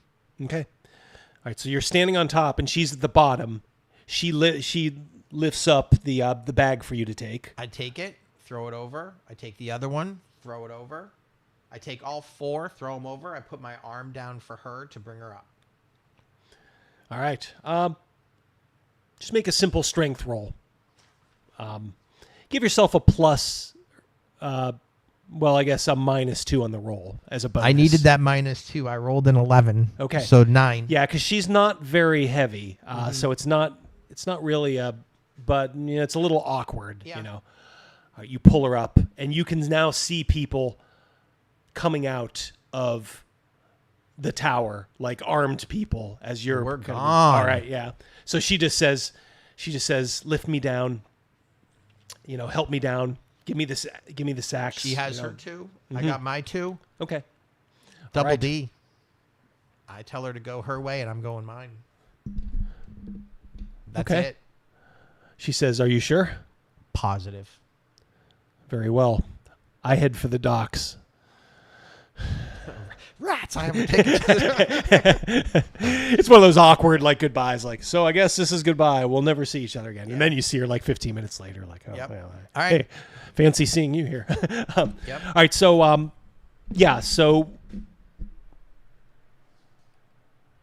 get this down. I'm going to the docks as I was about to walk that way. I will go somewhere else, Scotty. All right. You got it. You got it. So yeah, you are in the city of Port Prospero, one of the 5 free cities. You're just going to hang in the city, huh? My goal is I'm going to be in character. She did not say where she was going. You know, the docks could be anywhere. I'm going to go Stormhold. That's the way.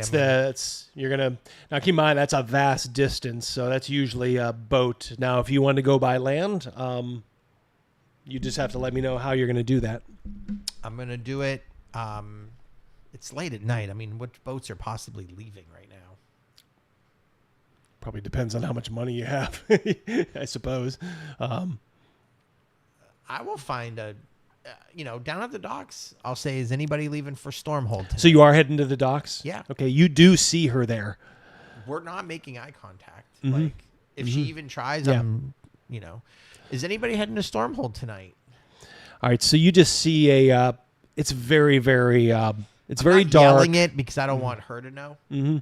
She notices you, obviously. There's not many people down here, so anybody. You see a couple of drunks out. Like,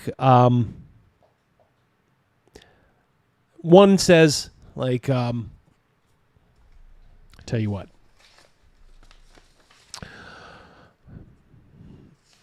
Oh, yeah. Some drunk says, oh, yeah, Captain Beloso. He makes the run. Is he leaving tonight? Where can I find him?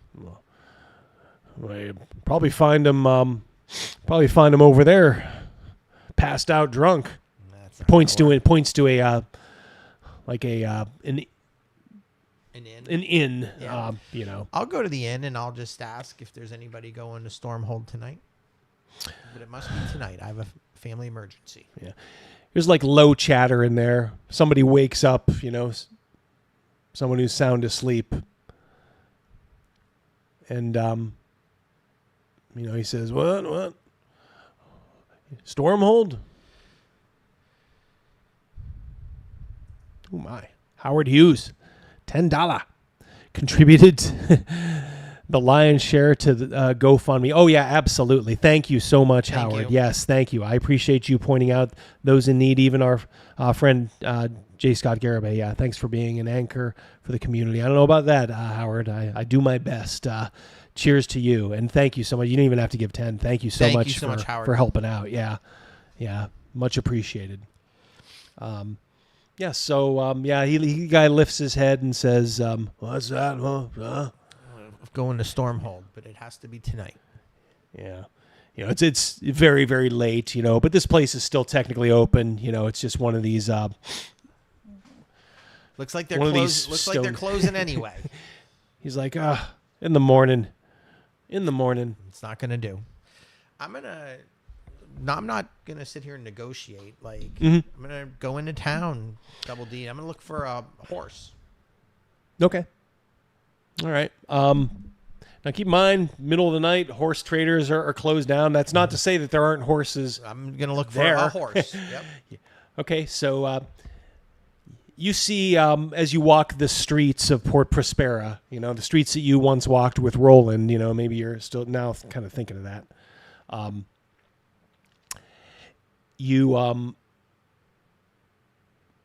feel like Terminator when he goes into that bar. Yeah. All right, so you find a stable in town, but it is kind of like locked up. So you would. Now, I'm not saying the lock would be hard to pick. I'm not gonna steal it, Double D. I'm gonna take it and I'm gonna leave one of the trinkets I just got. Okay, fair enough. So I'm buying this horse. I'm overpaying for this horse right now. All right.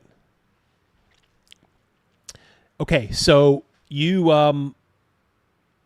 can at least kind of figure out, as you remembered the map, which way Stormhold is and which gate you have to go out.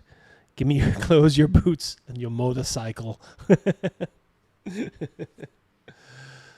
was a great scene.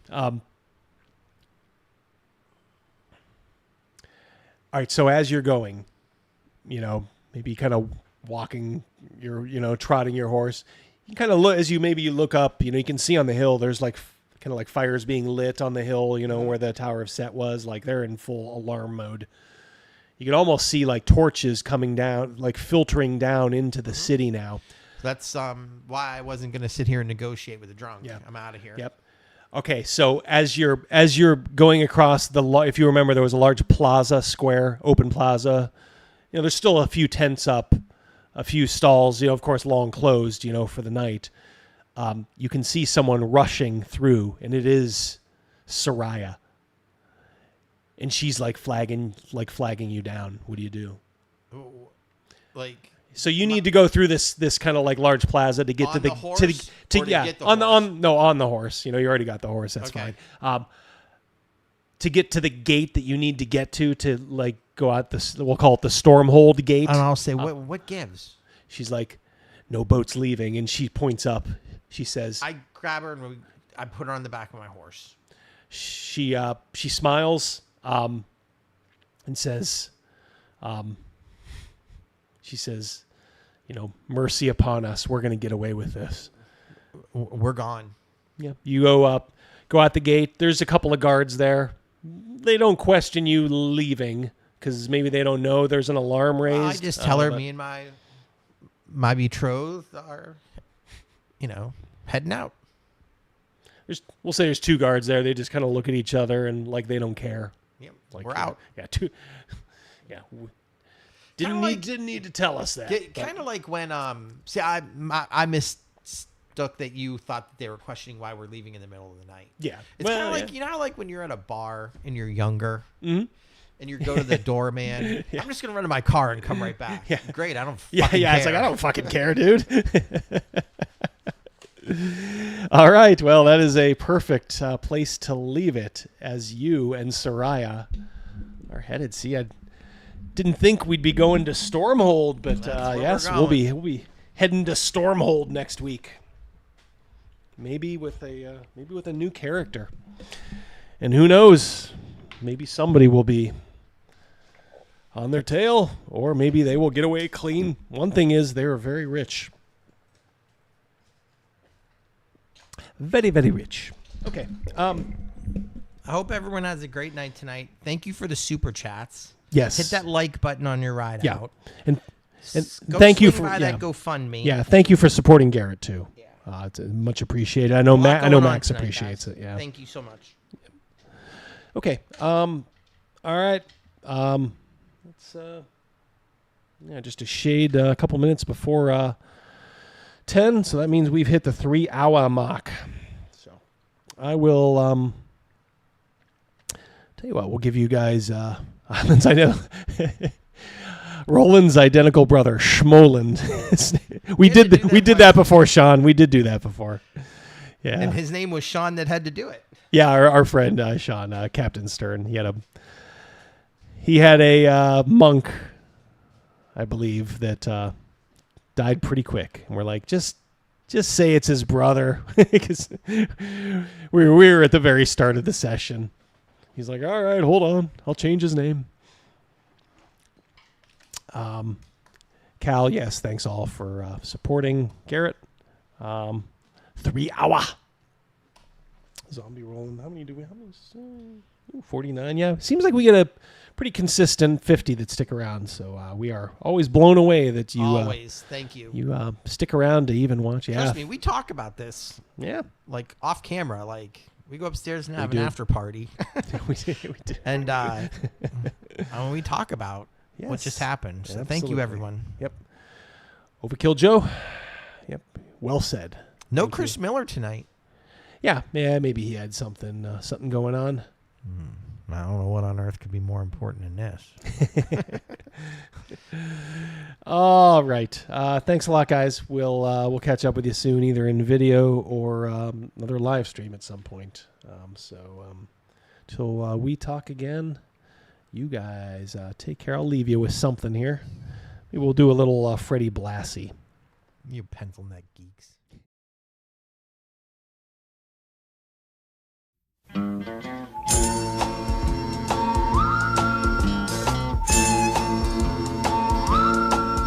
Back when I was a kid, life was going swell.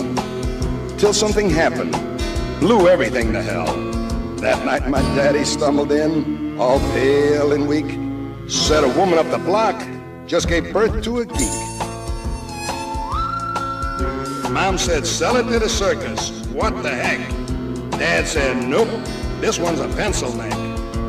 And if there's one thing lower than a sideshow freak, it's a gritty, scum-sucking pencil neck geek. You see, if you take a pencil that won't hold lead, looks like a pipe cleaner attached to a head, add a buggy whip body with a brain that leaks, you got yourself a grit-eating pencil neck geek.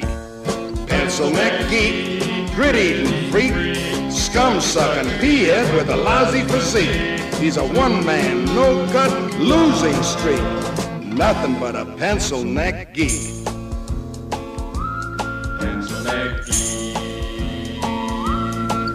Soon the geeks were popping up all over town. You couldn't hardly sneeze without knocking one down. After a nice juicy steak, if you need a toothpick, just reach for a geek.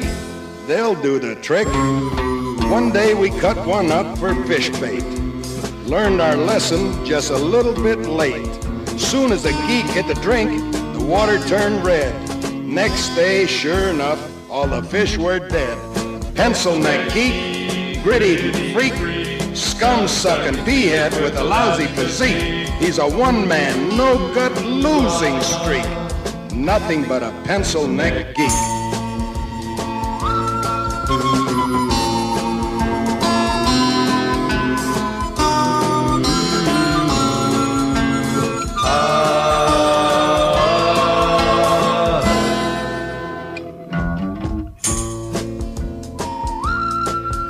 Most any night, you know where I can be found. Yeah, stomping some geeks head into the ground. So keep the faith, cause in Blassie you can trust. I won't give up till the last geek bites the dust. Pencil neck geek, gritty freak, scum-sucking pea-head with a lousy physique. He's a one-man, no-gut losing streak. Nothing but a pencil neck geek. They say these geeks come a dime a dozen. I'm looking for the guy who's supplying the dimes. It's gonna be real hard times for all of these grit-eating, scum-sucking, boot-licking, drop-kicking, gut-grinding, nail-biting, glue-sniffing, scab-picking, butt-scratching, egg-hatching, sleazy, smelly, pepper-bellied, dirty, lousy, rotten, stinking freaks. Nothing but a pencil neck geek. Pencil neck geek.